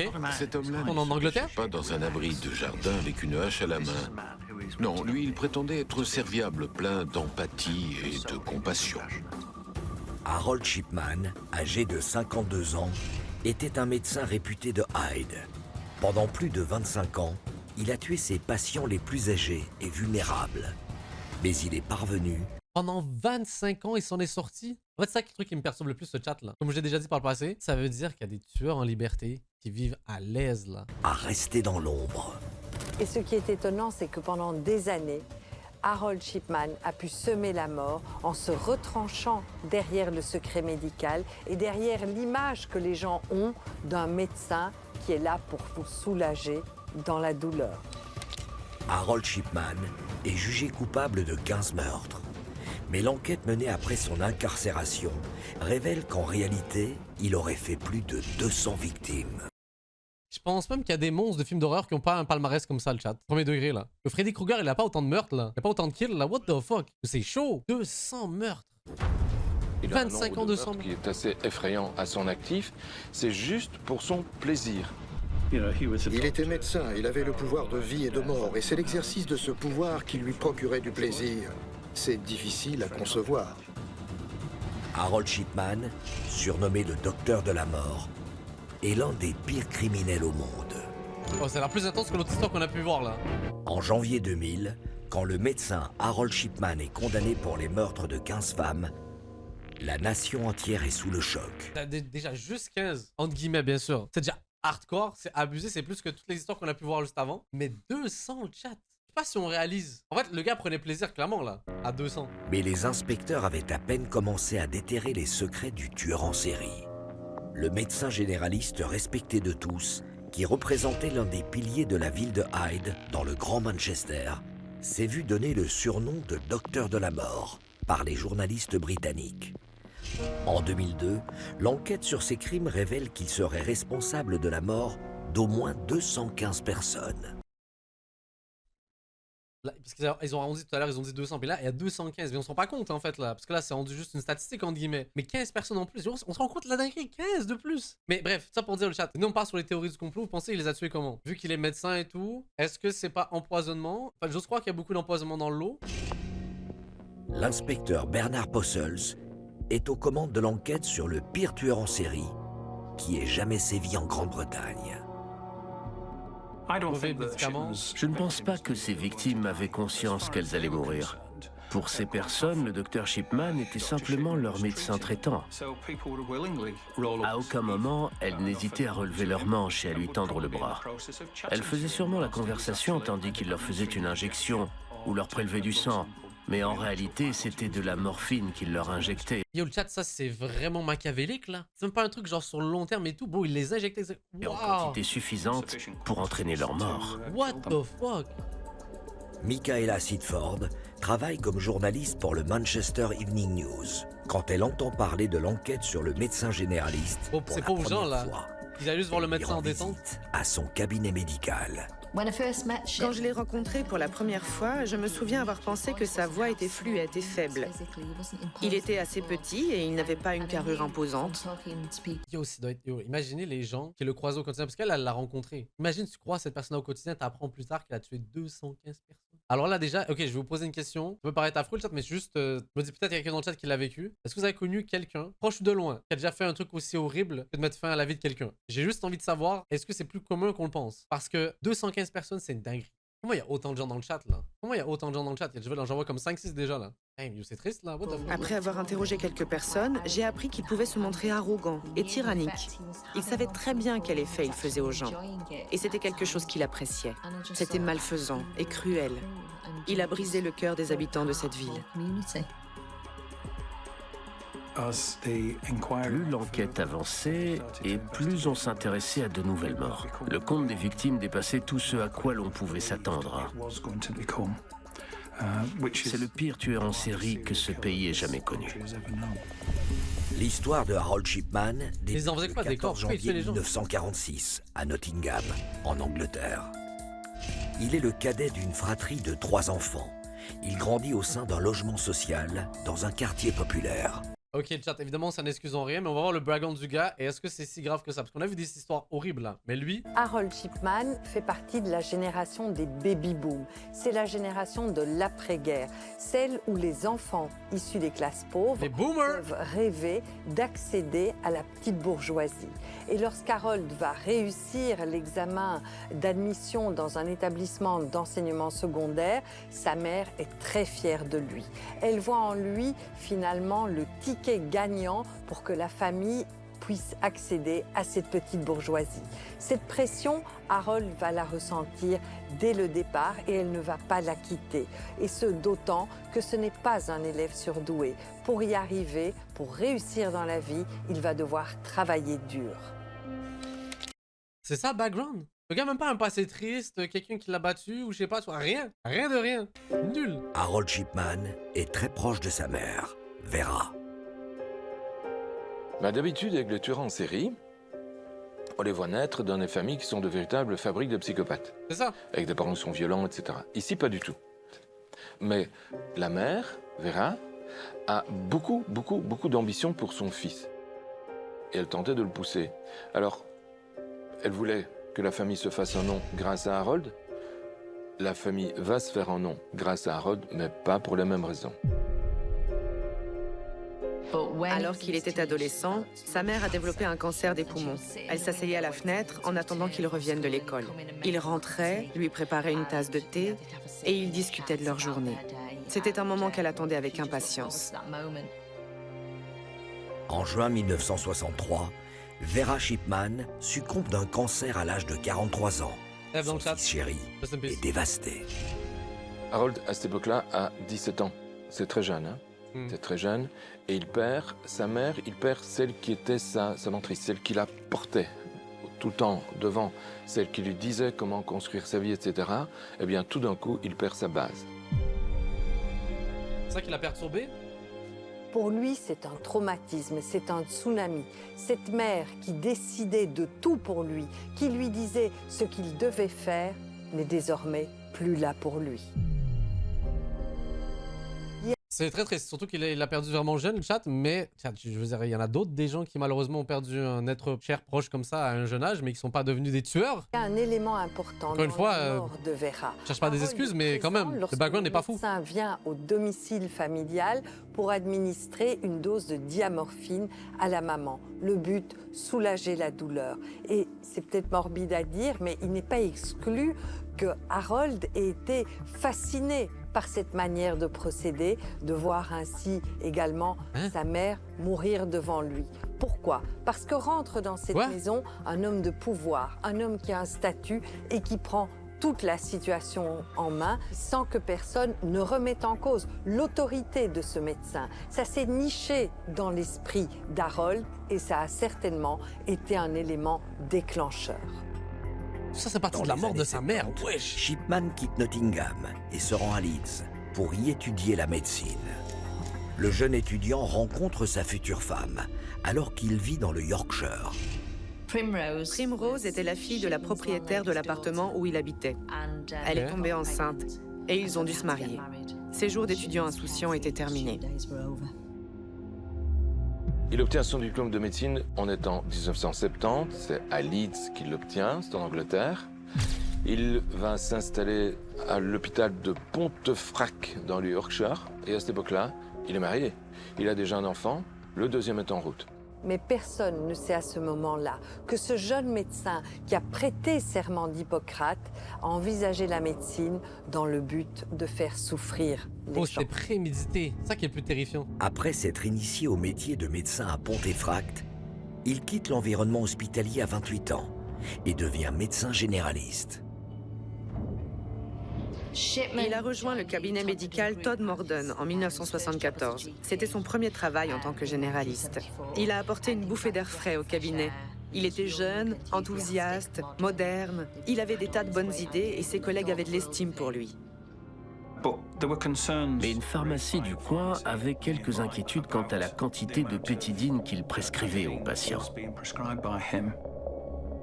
Une enquête est ouverte et Harold Shipman doit fournir des explications. Il affirme être atteint de dépression et être devenu dépendant à la pétidine, un antalgique opioïde favorisant l'addiction.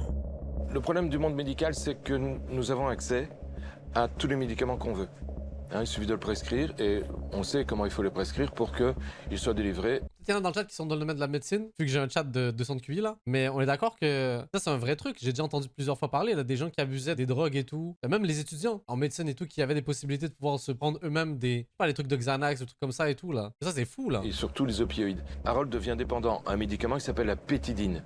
La pétidine, c'est un opioïde, c'est-à-dire c'est un dérivé de la morphine. C'est la même chose quoi. Il a alors la possibilité, puisqu'il est médecin, de délivrer des ordonnances. Mais s'il les fait à son nom, il va se faire coincer. Donc, il fait des ordonnances au nom de ses patients, mais des patients qui, eux, n'ont pas besoin de ce médicament-là. En fait, il est devenu un vrai toxicomane à la morphine. Ok, bro, il était un crackhead en plus, là. C'est pour ça. Lorsque l'addiction d'Harold est découverte, il démissionne du cabinet où il travaille et l'Ordre des médecins britanniques va le condamner à une amende de 600 livres. Il n'est pas radié. Il a simplement dû suivre une cure de désintoxication. Mais il n'y a pas de réel suivi. On considère qu'en fait, il s'agit d'un problème d'ordre personnel. Et finalement, cette histoire d'addiction reste très confidentielle. Personne ne réalise alors qu'Harold représente un danger pour autrui. En 1977, Harold Shipman, alors âgé de 31 ans, exerce de nouveau la médecine dans les Pennines à Hyde, dans le Grand Manchester. Durant les 15 années suivantes, il est généraliste au cabinet médical de Donnybrook, où il se taille une réputation de médecin de confiance. La photo elle me fait peur le chat là. Vraiment, je vous dis. Et en plus de ça, j'ai oublié de préciser. Les lunettes le chat. Les lunettes. Les fucking lunettes. Toujours les mêmes. C'est une dinguerie quand même. Il savait s'y prendre pour les mettre à l'aise. Par conséquent, il avait beaucoup de patience. Il y en a un dans mon chat qui a des lunettes comme ça que je vous banne tout de suite là. Affirmez-vous, est-ce que vous avez des lunettes comme ça s'il vous plaît? Sa réputation était telle que lorsqu'il a quitté le cabinet médical à Hyde pour monter son propre cabinet, 3000 patients l'ont suivi. Il y avait même une liste d'attente. En août 1992, il monte son nouveau cabinet à quelques pas du cabinet médical de Donnybrook, au 21 Market Street. Il a une réputation, au début en tout cas, hein, de quelqu'un de très empathique. Il aime ses patients, il va chercher les médicaments pour eux, il va prendre le thé chez eux, il passe du temps avec eux. Il montre une empathie qui fait de lui véritablement un pilier de la ville dans laquelle il travaille, quoi. Quand on connaît la véritable personnalité d'Harold, ça rend cette histoire encore plus terrifiante.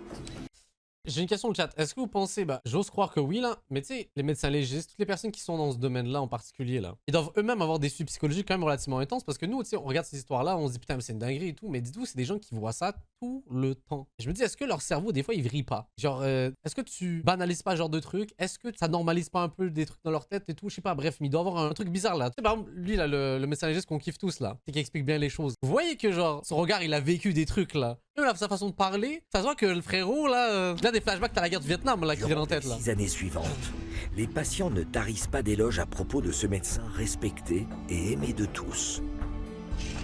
Dans le Grand Manchester, en Angleterre, le meurtrier aux allures de sauveur devient l'un des généralistes en qui les habitants de Hyde ont le plus confiance. Oh l'erreur. Néanmoins, en mars 1998, le médecin éveille les soupçons d'un cabinet médical voisin. Comment ça? Linda Reynolds est un médecin généraliste comme Harold Shipman, hein, et elle se rend compte qu'il y a beaucoup plus de morts dans la clientèle de son confrère Shipman que dans celle des autres médecins. Et elle pousse son étude un peu plus loin, parce que ce qu'elle avait au départ, c'était juste des soupçons, donc elle va véritablement se mener une enquête, et elle découvre qu'il y a 3 fois plus de morts chez Harold Shipman que chez les autres. Elle dénonce ça au médecin légiste local qui lui ouvre une enquête. La première opportunité pour arrêter Harold Shipman échoue, par manque de preuves l'incriminant. L'enquête de police va durer 4 semaines. Au bout de 4 semaines, la police ne trouve aucune preuve d'un quelconque méfait perpétré par Harold. C'est que c'en est Et donc, sorti. l'enquête s'arrête là. C'est une véritable tragédie, parce que si la police avait poussé davantage ses investigations, elle aurait réalisé assez rapidement que quelque chose clochait au sein de la patientèle d'Harold. Et mieux encore, l'abandon de l'enquête par la police va être un catalyseur dans le chef d'Harold. Ça va le pousser à agir, à aller encore plus loin. Comment ça te motive à pousser le truc là? C'est une dinguerie. Tu m'as pas dit yo, c'est bon, je vais me faire choper, il faut que j'aille doucement. Il y a quelqu'un dans le chat qui dit pour moi, les médecins, pas tous, sont des psychopathes qui ont trouvé un moyen légal d'assouvir le plus sombre. Mais toi, t'abuses toi aussi là. C'est quoi ce constat de con là? Tu diras pas ça quand un médecin va te sauver la vie là. Mais non. Moi, je le vois comme des gens qui sont altruistes là. Le chat, vous savez combien c'est d'études, devenir médecin? Combien c'est d'implications dans une vie? Non, faut doser frérot, t'abuses là. C'est bon là, abuse pas non plus là. Il y en a forcément comme lui, mais c'est un cas rare là. On a besoin de gens comme ça, tu vois. Le médecin s'en sort impuni, mais serait... Vous pensez que le monde se porterait mieux si tout le monde était streamer, peut-être? Est de courte durée. C'est la mort de l'ancienne maire de Hyde, Kathleen Grundy, qui marque véritablement le début de sa perte. Tout comme le médecin, Cette femme dynamique de 81 ans est connue et appréciée de tous les habitants de la ville. Kathleen Grundy a été retrouvée morte le 24 juin 1998 par 2 de ses amis. Elles l'ont appelée parce qu'elle n'est pas venue à un déjeuner qu'elle avait aidé à organiser avec son club. Mais ils mouraient, c'est ça, ils mouraient chez eux chacun. Donc c'était moins suspect. Elles l'ont retrouvée sur le canapé, tout habillée. Le jour de sa mort, Harold Shipman lui rend visite pour procéder à une analyse de sang. La famille de Kathleen, dont sa fille Angela et son gendre Phil Woodruff, est sous le choc en apprenant la nouvelle de sa mort. Elle était très en forme pour une femme de 81 ans, contrairement à ce à quoi on pourrait s'attendre à un âge pareil. Elle était encore pleine d'énergie. Ça, ils prenaient des personnes qui étaient plus vieilles pour que justement ça passe plus subtil. Alors qu'elle rend visite à sa fille Angela et à son gendre, chez eux, dans le Warwickshire, Kathleen leur parle du docteur Shipman. Oh. Elle disait que c'était un excellent médecin. Elle avait voulu faire partie de ses patients de son plein gré et encourageait d'autres personnes à aller le voir. Après la mort de Kathleen, l'occasion est enfin venue pour Phil de rencontrer le fameux médecin. Mais le docteur Shipman ne l'impressionne pas le moins du monde. On est allé le voir juste après la mort de Kathleen. À ce moment-là, il nous a dit qu'elle était très fragile, infirme et pas très en forme ces derniers temps, et qu'elle était morte de vieillesse. On savait très bien qu'il nous menait en bateau. Ça veut rien dire mourir de vieillesse. Techniquement, vous savez, chat, techniquement, en plus, c'est un médecin qui m'a expliqué ça. Comme quoi, après on parlait, on peut pas mourir de vieillesse. Il y a toujours une raison de pourquoi tu meurs. C'est juste qu'on dit vieillesse des fois parce que, vas-y, c'est des causes qui font que c'est forcément dû à la vieillesse dans le sens. Vous voyez ce que je veux dire? Passion envers nous. Je ne sais pas trop comment décrire son comportement. Pas juste mourir parce que t'as 80 ans, ça marche pas. D'après ce que Kathleen nous avait dit sur lui, il semblait être un homme sympathique. Mais là, il était très froid. Il était indifférent, pour ainsi dire. Ça nous a paru étrange. La rencontre avec Harold Shipman installe des doutes sur la cause de la mort de Kathleen dans la tête de ses proches. Et pour cause, les éléments troublants ne vont malheureusement pas s'arrêter là et a déjà rempli le certificat de décès de Kathleen. Cause de décès, vieillesse, validé par HF. Il voulait éviter l'autopsie à tout prix, ça ne faisait aucun doute. Par naïveté, j'ai pensé que c'était pour notre propre bien et non pas pour le sien. C'était assez stupide, mais on a suivi le mouvement. Et après ça, il nous a parlé d'un soi-disant testament. C'était tout bonnement ridicule. Non seulement le fond du document n'était pas crédible, mais la forme non plus. Ce n'était pas bien écrit. La speedrun le truc là. Ça avait été fait à la machine à écrire à l'aide d'un modèle. C'était le genre de choses qu'on pouvait acheter en papeterie. Kathleen n'aurait jamais fait ça. Elle avait une approche beaucoup plus professionnelle. Attends, lui a fait son testament? J'ai pas bien compris en fait. Attendez. Si elle avait vraiment voulu faire un testament sans nous en parler, ce qui était déjà difficile à croire, elle l'aurait sûrement écrit à la main parce qu'elle avait une très belle écriture. Non seulement le document à la crédibilité douteuse semble avoir été fait à la va-vite, mais il ne mentionne pas Angela et Phil.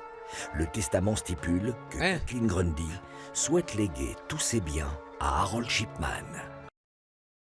Mais check-moi un imbécile. Mais check-moi un imbécile, le chat là. Le gars le moins subtil de la terre. Je lègue mon patrimoine, mon argent et ma maison à mon médecin. Bien sûr. Mais quel con. Il pouvait pas être un génie en vrai, le vrai.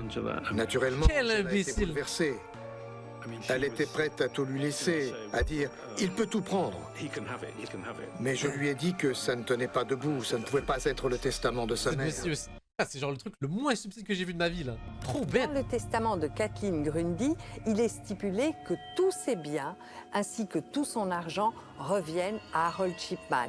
Elle souhaiterait le remercier d'avoir pris soin d'elle, oui, bien sûr. ainsi que des Elle autres donne pas à ses habitants petits-enfants, ses enfants, non.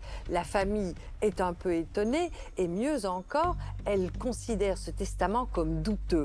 Pourquoi? Parce qu'il est même stipulé dans ce même testament que la famille de Kathleen n'aurait pas besoin de cet argent, qu'il n'en aurait aucune utilité dans l'immédiat.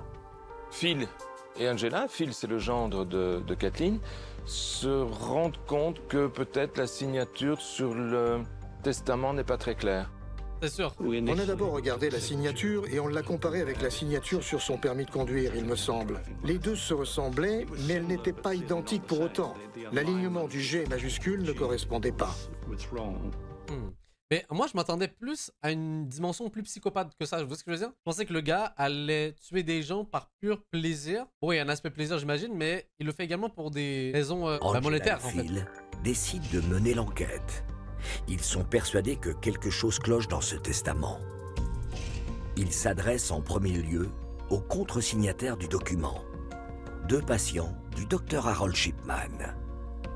On a montré la signature à l'une des patientes. Elle a dit que ça ressemblait bien à sa signature, mais qu'elle n'écrivait pas cette adresse comme ça. Elle ne savait pas ce qu'était ce document et elle l'avait juste signé sans regarder. L'histoire se répète avec le second contre-signataire. Ah bah tiens. Je ne lui ai pas montré tout le document, mais seulement la partie avec sa signature. Sa compagne a jeté un œil par-dessus son épaule et lui a dit « Ce n'est pas comme ça que tu fais ta signature ». Il y avait une sorte d'arabesque sous son nom, et d'après ce que j'ai compris, il ne faisait pas ça d'ordinaire. Et c'est là qu'on a réalisé que ça ne tournait vraiment pas rond. Même s'ils n'ont aucune certitude, Phil et sa femme Angela, qui est avocate, commencent à croire que Harold Shipman a contrefait le testament de Kathleen, mais aussi qu'il est peut-être responsable de sa mort. Là, c'est le prouvé, en fait. Il était temps d'appeler la police. Mais on s'est dit que si on débarquait au poste de Hyde en disant « Au fait, je crois que le docteur Shipman a tué ma belle-mère », il n'allait pas nous prendre au sérieux. Alors, Angela a discuté avec l'un de ses associés qui travaille dans le droit pénal et qui a des contacts au sein de la police du Warwickshire. Ils couchent leurs inquiétudes sur papier et en font part aux autorités locales. La plainte ne tarde pas à faire son chemin, jusqu'à la police du Grand Manchester. Quand on a eu vent de leurs inquiétudes, la police du Grand Manchester a ouvert une enquête. Rapidement, on a découvert que les signatures sur le testament et sur la lettre étaient fausses. L'écriture n'était pas fluide, et rien qu'avec ça, la police scientifique a pu en conclure qu'elles avaient été imitées. Il en allait de même pour la lettre qui accompagnait le testament, qui avait soi-disant été rédigée par un certain J. Smith. Mais là, le seul truc, c'est qu'au moment où ça arrive, il est rendu à combien de meurtres? Est-ce que c'est à la fin de son schwick, on va dire, de meurtre? Là encore, la signature n'était pas fluide. On a donc pu voir... C'est-à-dire qu'à chaque fois, ça passait en mode subtil. Le testament et la lettre sont envoyés à la police scientifique pour analyse. Les résultats établissent un lien entre Harold Shipman et les documents. Quand on a des affaires comme celle-ci, des affaires d'écriture, où des machines à écrire ont été utilisées, ou même aujourd'hui des imprimantes ont été utilisées, il y a toujours des petits détails qui permettent de définir quelle machine a été utilisée ou quel papier a été utilisé. Ici, les enquêteurs se rendent chez Harold Shipman, ils captent la machine à écrire qui est la sienne, ils font des comparaisons et constatent que les comparaisons permettent d'affirmer que le testament a bien été tapé sur la machine à écrire d'Harold Shipman. Quand ils ont parlé de la machine à écrire, il a répondu que Kathleen Grundy l'avait empruntée, mais les empreintes de la femme n'ont pas été retrouvées. Ce qui est très pouvait que être étrange, bête, hein. c'est le fait qu'un médecin puisse prêter sa machine à écrire professionnelle à une patiente. Ce n'est pas très plausible. Alors Harold va tenter le tout pour le tout, il tente de se raccrocher aux branches. Et comme il est très arrogant, il a l'intime conviction qu'il va arriver à convaincre les gens. Le docteur Shipman est libre de continuer d'exercer la médecine pendant que l'enquête suit son cours. Question chat qui dérive un peu du sujet forcément et tout. Mais pour vous, est-ce qu'il y a une profession, oula, c'est son mot que je vais dire, mais qui mène malheureusement trop à des morts? Parce qu'il y a un sujet qui me vient en tête et tout. Là, la question elle peut paraître vague et tout. C'est le fameux thème là du, vous savez là, les assurances aux États-Unis là. Moi, je trouve l'assurance vie aux États-Unis des grands meurtriers. Des grands meurtriers là. Vous avez pas vu ce qui s'est passé là récemment? Avec l'autre là, le jeune là qui a tué le CEO là, de la compagnie pharmaceutique là. Bon, je cautionne pas ce qu'il a fait et tout, mais son message ou en tout cas ce qu'il y avait en fond était pas totalement con. Bon, il n'y a pas dû tuer la personne parce qu'on tue pas les gens ici, mais quand même là. La police a besoin de preuves concrètes pour démontrer que la mort de Kathleen Grundy est suspecte. Cela mène à une prise de décision difficile. Aucune autopsie n'a été réalisée avant l'enterrement de Kathleen Grundy parce qu'on n'avait pas d'idée. qu'il ait pu se passer quelque chose et qu'on avait un certificat de décès émanant d'un médecin qui certifiait qu'il s'agissait d'une mort naturelle. On ne fait pas d'autopsie sur les morts naturelles. Bon, maintenant, évidemment, l'enquête prend une autre tournure, le dossier prend une autre tournure, on va se poser la question de savoir de quoi est morte Kathleen, quoi. Donc, on va réaliser une exhumation. Ça veut dire que l'on va déterrer Kathleen. Oh mon Dieu, alors qu'elle était déjà enterrée. Oh mon Dieu, c'est horrible. Mais c'est pour la bonne cause. Les inspecteurs annoncent la nouvelle à Angela et Phil. Est-ce qu'ils vont accepter? Ils se sont tous les deux assis sur le canapé derrière moi côte à côte. Et là, ils nous ont annoncé la raison de leur présence. Ils nous ont dit qu'ils avaient parlé au médecin légiste et qu'ils avaient obtenu la permission d'exhumer le corps de Kathleen. Pour Harold Shipman, une fois que le produit avait été injecté, que la personne était décédée et qu'elle était 6 pieds sous terre, il pensait être sorti d'affaire. Qui pouvait bien demander l'exhumation du corps? Ça n'arrive jamais. Waouh! Mais les inspecteurs l'ont fait et ils l'ont coincé. Waouh! Le 1er août 1998, le corps de Kathleen Grundy est exhumé. Les inspecteurs sont stupéfaits face aux découvertes des pathologistes. Au début, ils ont dit qu'ils avaient détecté la présence d'opiacés. Mais avec des examens plus poussés, ils ont pu découvrir que c'était de la morphine qu'ils avaient découvert dans le corps de Kathleen Grundy. Les résultats sont sidérants. Et si la famille de Kathleen n'était pas allée à l'encontre de ce qu'ils pensaient être les derniers vœux de leur défunte parente, aucune analyse n'aurait été faite. Dans le faux testament, il était précisé que Kathleen Grundy souhaitait être incinérée après sa mort. Yo, ce chien! Il a quand même pensé à ce genre de détails-là. Oh! Évidemment, cela aurait effacé toute preuve indiquant que son médecin l'avait tuée. Dieu! Mais Angela a voulu que Kathleen soit enterrée à côté de son frère et ses parents. C'est grâce à cette décision qu'elle a été enterrée et non pas incinérée. Ils ont tellement bien fait. Oh mon Dieu! Ah, tout le monde, le gars était toujours actif aujourd'hui, là, sans cette intervention de fou, là. Une incinération fait disparaître le corps. Il est réduit en cendres, en poussière, on ne sait plus rien faire dessus. D'ailleurs, question, le chat, est-ce qu'il y en a dans le chat qui veulent se faire incinérer? Oh, la question deep, mais on est dans un sujet deep de toute façon, là. Est-ce que vous comptez vous faire incinérer dans votre vie? Oui ou non, tout simplement? Moi, je pense pas, le chat, hein. Je sais pas. Imaginez, ça brûle. Ça mec... Je donne à la science en vrai. Ok, ça se comprend. Je sais pas le chat. En vrai, c'est le genre de trucs on se pose pas vraiment comme question, je pense, la plupart. La seule chose qu'on sache encore faire, c'est vérifier s'il s'agissait d'un corps humain ou pas, à cause de certains acides aminés un peu particuliers. Mais sinon, on ne sait rien faire d'autre. Ce qui veut dire qu'on n'aurait rien pu prouver si le corps de Kathleen avait été incinéré. L'étau se resserre autour d'Harold Shipman, mais il est encore en liberté. La police du Grand Manchester ne veut pas ébruiter l'enquête, mais la presse est sur le point de découvrir ce qu'il se trame. La première fois que j'ai entendu parler de Harold Shipman, c'était en août 1998. On était dans les nouveaux bureaux du Manchester Evening News, et dans la soirée, on a reçu un appel nous informant que Kathleen Grundy était décédée et que son médecin était un suspect dans l'affaire. Attendez, il y a quelqu'un qui dit un truc intéressant, chat. On peut faire transformer nos cendres en bijoux en Chine. Vous voulez savoir ce qu'ils font en Chine qui est encore plus creep? On a vu un reportage là-dessus, vous et moi, pour ceux qui étaient là en tout cas. Et vous saviez qu'en Chine, ils font un truc qui est terrifiant. Ils font faire et vivre une expérience en réalité virtuelle où tu peux reparler avec la personne. Ils te mettent genre le visage de la personne et tout en IA, qui est animé et tout, et sa voix. Et t'as une discussion avec elle. Ah, c'était en Corée? C'est sûr que c'était en Corée? Je sais pas si c'était en Corée ou en Chine, mais dans tous les cas, terrifiant. Et je pense que ça va être un truc qui va se démocratiser plus dans le futur. En tout cas, quand la technologie va pouvoir le permettre et tout, il va y avoir vraiment une dynamique où ils vont recréer 100% ces gens-là et pour avoir une vraie discussion avec eux, avec leur vrai feeling et tout. Surtout que avec toutes les datas que les entreprises y cumulent, peut-être qu'ils vont savoir justement tes intérêts, tes trucs et tout. Oh là là là là, yo. Le futur est creep, hein. Avec la mort, le futur est très creep, hein. J'ai contacté la police pour avoir plus d'informations à ce sujet. Ah, je savais pas qu'il y avait un épisode là-dedans dans Black Mirror, mais ça m'étonne pas. J'ai pas vu l'épisode, mais ok. Lorsque l'affaire est publiée dans la presse, la police est assaillie par des dizaines, des centaines d'appels. Des tas de personnes s'interrogent sur les circonstances du décès de l'un ou de l'autre proche de leur famille, patient du docteur Shipman.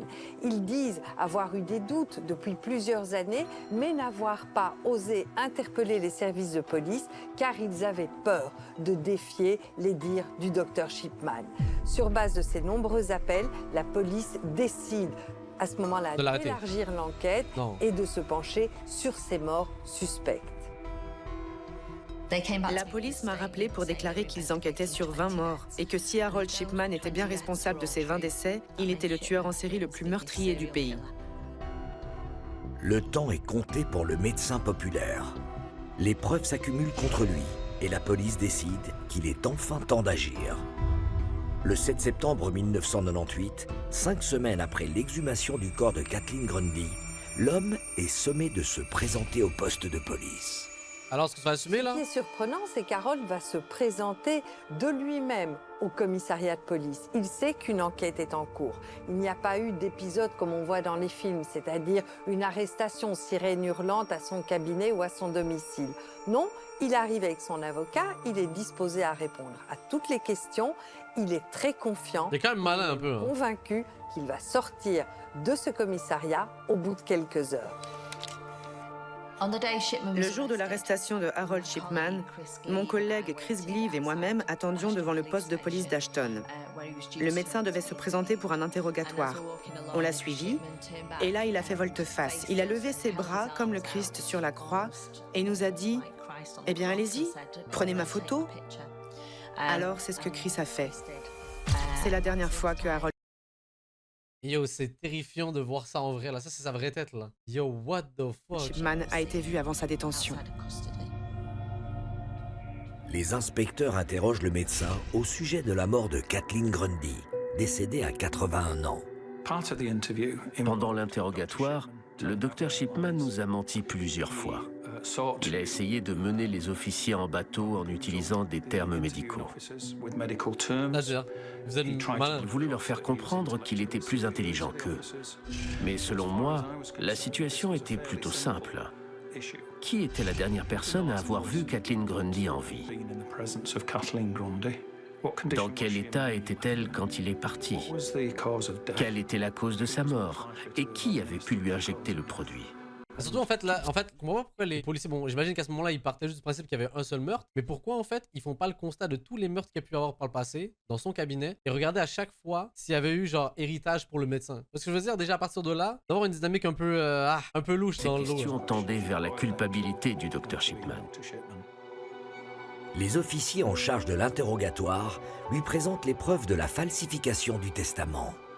Harold, il est confiant. Il dit, bah non, ce n'est pas moi, je n'ai pas falsifié le testament.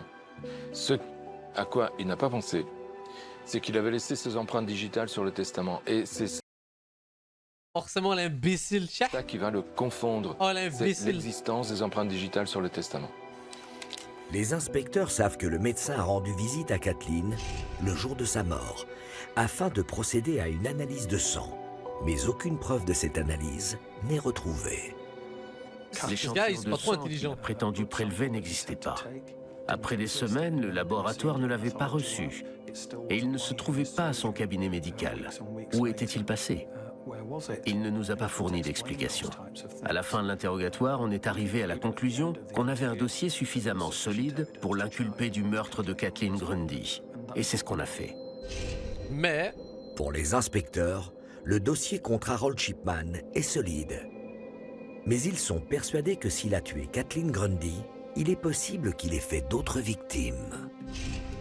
Pour constituer un dossier à charge contre le docteur Shipman, la police a besoin de preuves tangibles. Elle n'a donc pas d'autre choix que d'exhumer les victimes les plus récentes. Le but, c'est de vérifier si dans le corps de ces victimes, on retrouve des substances qui n'ont rien de naturel. Les exhumations débutent le 21 septembre 1998. On a exhumé les corps de Bianca Pomfret, Winifred Mellor et Joan Melia sur 3 jours. On a demandé au docteur Rutherford de procéder à une autopsie sur chacun des cadavres. Voilà, on y arrive là. Et des échantillons pour analyse. Pour chacune de ces 3 personnes, le docteur Shipman avait délivré un certificat de décès qui poussait à croire qu'elles avaient succombé à un arrêt cardiaque. Mais lors des examens, le docteur Rutherford n'a pas trouvé de preuves indiquant ce genre de problème. Entre octobre et décembre 1998, 5 autres corps viennent s'ajouter aux 4 déjà exhumés. Kathleen Grundy avait peut-être été tuée pour des raisons financières, mais il devenait clair que Harold avait usé de son pouvoir pour tuer les personnes qui lui faisaient le plus confiance, simplement par envie. Même pas un aspect financier, je sais pas. Ouais, je suis un tueur normal, et des raisons. Même pas. Chipman travaille d'une manière intelligente, c'est-à-dire qu'il vient à un moment où ce n'est pas prévu. Ça veut dire que même si le patient a un agenda dans lequel il note tout ce qui se passe, la présence du docteur n'est pas signalée puisqu'il n'est pas prévu. Il se présente à l'improviste, il les tue, et il les met dans des positions dans le fauteuil, comme si c'était endormi. Jamais dans des positions de chute. Il les met dans une attitude qui peut laisser penser qu'ils sont morts d'une manière douce, calme, typique d'une mort naturelle. Si par contre ils étaient couchés par terre, on sait que la police est beaucoup plus souvent appelée, et surtout le médecin légiste, si on trouve quelqu'un qui se casse la figure dans les escaliers, que si on trouve quelqu'un assis dans son fauteuil. Donc c'est sans doute par réaction à une façon de procéder de la police locale, comme de toutes les polices du monde à mon avis, que Shipman a choisi de les mettre assis dans le fauteuil, bien habillés, pas de traces de fouille, rien. La plupart des victimes de Harold Shipman ont été retrouvées assises dans un fauteuil avec une tasse de thé à côté d'eux. C'était presque comme une reconstitution des moments où la mère de Harold l'attendait à la fenêtre tandis qu'il préparait le thé, quand elle patientait jusqu'à son retour de l'école. Shipman n'a rien d'un médecin, il n'agit pas comme un médecin. Un médecin, c'est fait pour sauver des vies, en tout cas les préserver. Lui, il fait tout le contraire, il les tue. Logique. C'est ce qui rend cette affaire si terrifiante. Nous parlons d'un homme qui détruisait des vies simplement pour s'amuser, comme s'il attrapait des papillons ou écrasait des insectes. Peu à peu, les enquêteurs découvrent avec horreur la face cachée et sombre de ce médecin sans pitié. Mais jusqu'où a pu aller Harold Shipman dans les confins des ténèbres? C'est là qu'on en arrive. Ôter la vie à de nombreuses personnes sans défense. L'étape de l'exhumation des corps va être cruciale pour l'enquête. L'une des victimes exhumées, Winifred Mellor, décédée à l'âge de 73 ans, avait soi-disant succombé à des problèmes cardiaques. Mais aucune trace de dysfonctionnement cardiaque n'a été retrouvée lors de l'autopsie. Les enquêteurs vont alors saisir l'ordinateur d'Harold Shipman pour l'examiner. Ce qu'ils découvrent sont très loin de les étonner. Shipman doit justifier... Déjà, je suis curieux parce que peut-être que vous... Parce que moi, je suis pas à l'affût des histoires de meurtre ou peu importe et tout. Je sais qu'il y en a qui sont cultivés sur ce domaine. C'est qui pour vous le meurtrier ou la meurtrière le plus fou que vous avez vu de votre vie? Parce que moi, je pense que celui-là, c'est le plus fou. 215 personnes, j'ai jamais vu ça. J'ai jamais vu ça. Pour en plus, les raisons sont pas folles, là, genre le chat, là. Il a essayé juste de choper, par exemple, des testaments et c'est tout, là. Jeffrey Dahmer, bah, je pense que c'est un des plus connus aussi, là. Tueur du Zodiac. Non, mais vous savez que Jeffrey Dahmer, la série, je l'ai même pas vu. Hein. Il a tué combien de personnes, en fait? Bon, c'est pas un concours non plus, là. C'est pas lui qui a le plus de kills, mais ça reste que... Je sais pas, les injections qu'il réalise. On va comparer. Et dans son ordinateur, pour certains patients comme pour cette dame, il a modifié les antécédents. C'est-à-dire qu'il a créé, dans les antécédents, une pathologie qui permet d'expliquer les injections. Dans ce cas-ci, il avait dit qu'elle souffrait d'angine de poitrine, par exemple. Je ne pense pas que les victimes de Harold Shipman ont souffert. Je crois qu'elles ne comprenaient pas ce qui leur arrivait. La substance qu'il utilisait et la dose qu'il leur injectait les faisaient s'endormir rapidement. C'est du moins ce qu'on peut espérer. Leurs derniers mots ont sûrement été... C'est tout aussi horrible. Hein. Merci, docteur. L'enquête révèle que le médecin avait pour habitude de trafiquer les dossiers médicaux de ses patients. On peut prendre l'exemple de Maureen Ward, qui l'a tuée alors qu'elle n'avait que 57 ans. Il a changé son dossier médical pour faire croire qu'elle était atteinte d'un cancer, alors que les médecins à l'hôpital avaient trouvé la femme en pleine santé. Même si au premier abord on aurait pu croire qu'il faisait ça des semaines avant les meurtres, l'expert informatique à qui on a fait appel a pu analyser les entrées dans les dossiers médicaux. Il a découvert que le médecin créait de faux antécédents après avoir tué ces gens. Et comment le gars était investi, le chat, what the fuck? Là, il peut pas juste vivre une vie normale de médecin et tout. Non, non, non, le gars, c'est quoi? J'ai acheté des épées, ça ma vie. Je vais tuer des gens en plus, là. Et je vais être impliqué, là, sur chacun des meurtres. Shipman est en détention provisoire depuis presque un mois. Tandis que les inspecteurs continuent d'interroger le médecin, il commence à perdre son attitude indifférente. Ah! À l'issue du deuxième interrogatoire et alors que son ordinateur a déjà été fouillé, qu'on a la preuve qu'Harold falsifiait les dossiers médicaux, il va demander aux enquêteurs de faire une pause. Et une fois que les enquêteurs sont sortis, il éclate en sanglots. En fait, il se rend compte que c'est fini, qu'il est coincé et qu'il va devoir peut-être Il révèle sa vraie nature. Il a réalisé que la partie était terminée. Ça ne faisait aucun doute. Il n'avait aucun... Yo, le chat, imaginez, les policiers à ce moment-là, t'arrêtes le gars tout le long est froid, a une attitude de médecin, et là d'un coup, il s'est rendu compte qu'il s'est fait, il commence à rire. Il rit devant toi là. Yo, le chat, c'est un truc de film là normalement là. Aucune réponse aux questions que les inspecteurs lui posaient. Oh là, j'imagine trop la scène, c'est terrifiant. On lui montrait des documents et il ne pouvait fournir aucune explication. En février 1999, Harold Shipman, alors âgé de 53 ans, est inculpé des meurtres de 15 femmes, toutes entre 49 et 81 ans. Les autopsies pratiquées sur 9 corps exhumés confirment que les patientes ont été empoisonnées. Et tout porte à croire que le médecin a un lien avec 6 autres victimes incinérées. Malgré toutes les preuves indiquant que le tueur en série était sans cœur, toute cette affaire reste incompréhensible, même pour les inspecteurs les plus chevronnés. Jour après jour, mon adjoint et moi-même, on se demandait toujours si on interprétait les preuves de la bonne manière. Est-ce qu'on se trompait? Et s'il y avait une autre explication? Mais les nouvelles preuves qu'on trouvait corroboraient les anciennes. Il n'y avait qu'une conclusion possible. Le docteur Shipman avait tué tous ces gens. Maintenant on le sait là. Le procès d'Harold Shipman commence le 5 octobre 1999 à la cour d'assises de Preston. Des nations entières souhaitent que l'homme, surnommé le docteur de la mort par les journalistes, soit condamné pour ses crimes. Le généraliste de 53 ans plaide non coupable des 15 chefs d'accusation de meurtre et du chef d'accusation de falsification du testament de Kathleen Grundy. Le premier meurtre, celui de Marion West, âgée de 81 ans, remonte à mars 1995. Pour saisir le tribunal, pour obtenir une condamnation. Bon, je sais que Chuck, faut absolument pas essayer de chercher une raison du pourquoi du comment, surtout quand c'est un concept de meurtre. Mais vas-y, entre guillemets, genre les autres histoires, on pouvait justifier ça par la folie. Bon, lui aussi, il est clairement fou là, mais on dirait que ça me terrifie encore plus parce qu'il y a vraiment aucune raison pourquoi il le faisait. Il y avait rien. Bon, l'histoire qu'on avait vue là, vous savez, du couple là, c'est des détraqués sexuels en plus de ça, donc je justifie rien en passant, attention. Juste en mode, vas-y, c'était des psychopathes, il y avait une justification de pourquoi il faisait ça. Lui, il y a rien. En plus, 216 personnes, frère. Il faut avoir 216 personnes. Un dossier avec des preuves. Et la difficulté dans l'affaire d'Harold Shipman, c'est effectivement l'ancienneté des faits. Certaines victimes datent d'il y a plusieurs années et donc les preuves se sont dégradées. C'est la raison pour laquelle seuls, entre guillemets, 15 chefs d'accusation pour meurtre vont être retenus et ce n'est bien évidemment que la partie émergée de l'iceberg. Sur les 15 chefs d'accusation de meurtre, les corps de 9 victimes ont été exhumés.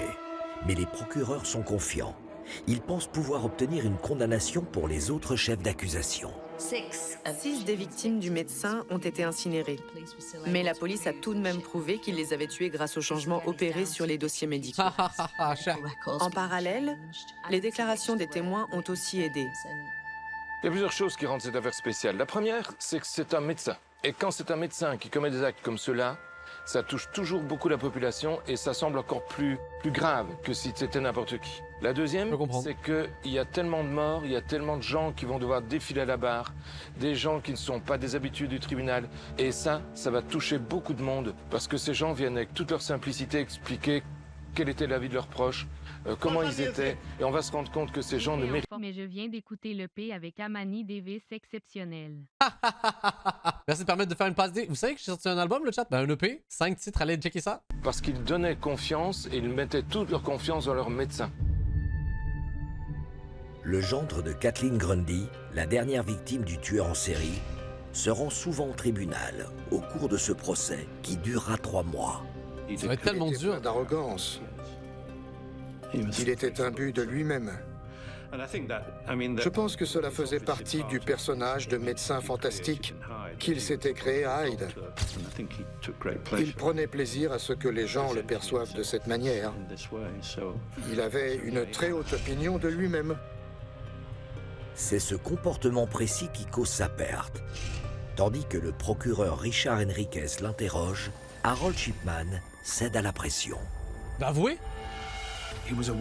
Il était comme un ver au bout d'un hameçon.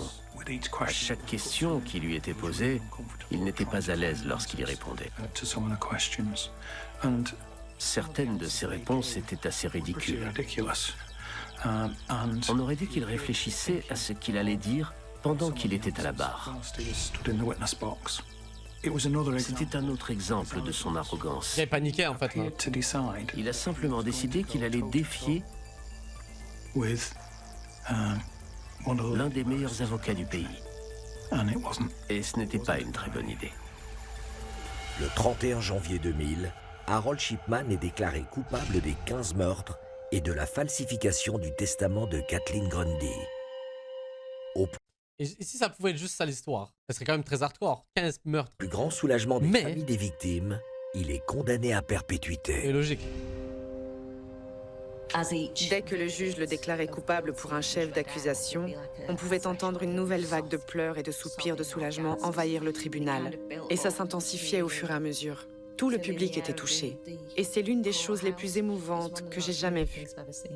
Je viens de me poser la question, vous le chat, dans ma tête je m'étais dit non au premier abord, mais en fait avec le recul je pense que je dirais oui. Vous, si quelqu'un fait ça à un membre de votre famille, vous allez au tribunal et vous affrontez le regard de cette personne-là ou pas? Au début je m'étais dit non, je pense avec vite fait de recul je pense que oui, juste par respect à la personne qui est décédée. Genre j'affronte le regard de l'autre là, vous voyez ce que je veux dire? Affronte le regard et elle aurait jamais été aussi bien placé là. Forcément faut que j'y aille là. Je me dis non au début juste parce que ça va être horrible à vivre quand même là. Mais oui, juste pour le respect de la victime là, clairement. Condamné à perpétuité pour ces 15 meurtres. Mais tout le monde sait qu'il y a d'autres victimes, ce qui va créer un véritable sentiment de frustration pour les familles de ces autres victimes pour lesquelles il n'a pas été condamné.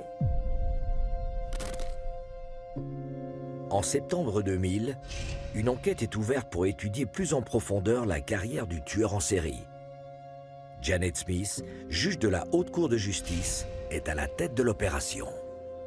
Les familles se sont battues pour que cette affaire soit publique, hein? Donc c'est une sorte d'héritage pour eux.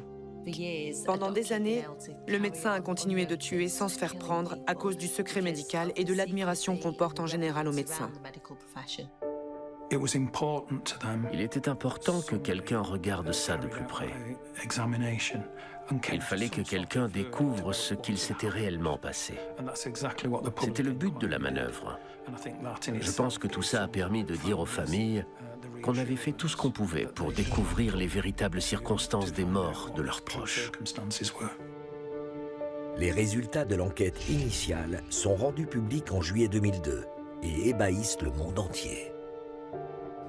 Le rapport montre le reveal, là, des 200 est personnes responsable de 215 morts. Mais si l'on compte le nombre de victimes, on arrive à 260. Et encore, on n'a pas examiné tous les morts en question. Et donc, tout porte à croire que le nombre de victimes du Dr Shipman est bien plus élevé. Avec autant de victimes dans une si petite zone, il semblait inévitable que certaines familles découvrent que leurs proches faisaient partie des victimes du médecin. C'est sûr qu'il y en a plus de façon. Phil Woodruff, 260. lui, a perdu 3 membres de sa famille. L'un d'eux avait choisi de se faire suivre par le Dr Shipman après les chaudes recommandations de Kathleen Grundy. Je ne sais pas combien de personnes elle l'a recommandé, mais elle en a au moins parlé à sa belle-sœur, Elsie Platt. Je me souviens quand Angela m'a dit « Les personnes âgées ne meurent pas d'un coup comme ça » en parlant de sa mère. Je lui avais répondu « Si, regarde Tata Elsie ». Waouh, horrible. J'avais pris l'exemple d'une autre victime de Harold Shipman. L'enquête montre que le tueur en série ne s'est pas seulement attaqué à des femmes, car il a aussi tué des hommes. Harold Shipman est condamné à perpétuité et passe le restant de sa vie en prison. Quand la chance d'avouer ses nouveaux meurtres s'est présentée, le médecin n'a pas souhaité parler aux inspecteurs. En prison, Harold est interrogé par les inspecteurs. Son interrogatoire est filmé. Et là, il va adopter une attitude étonnante.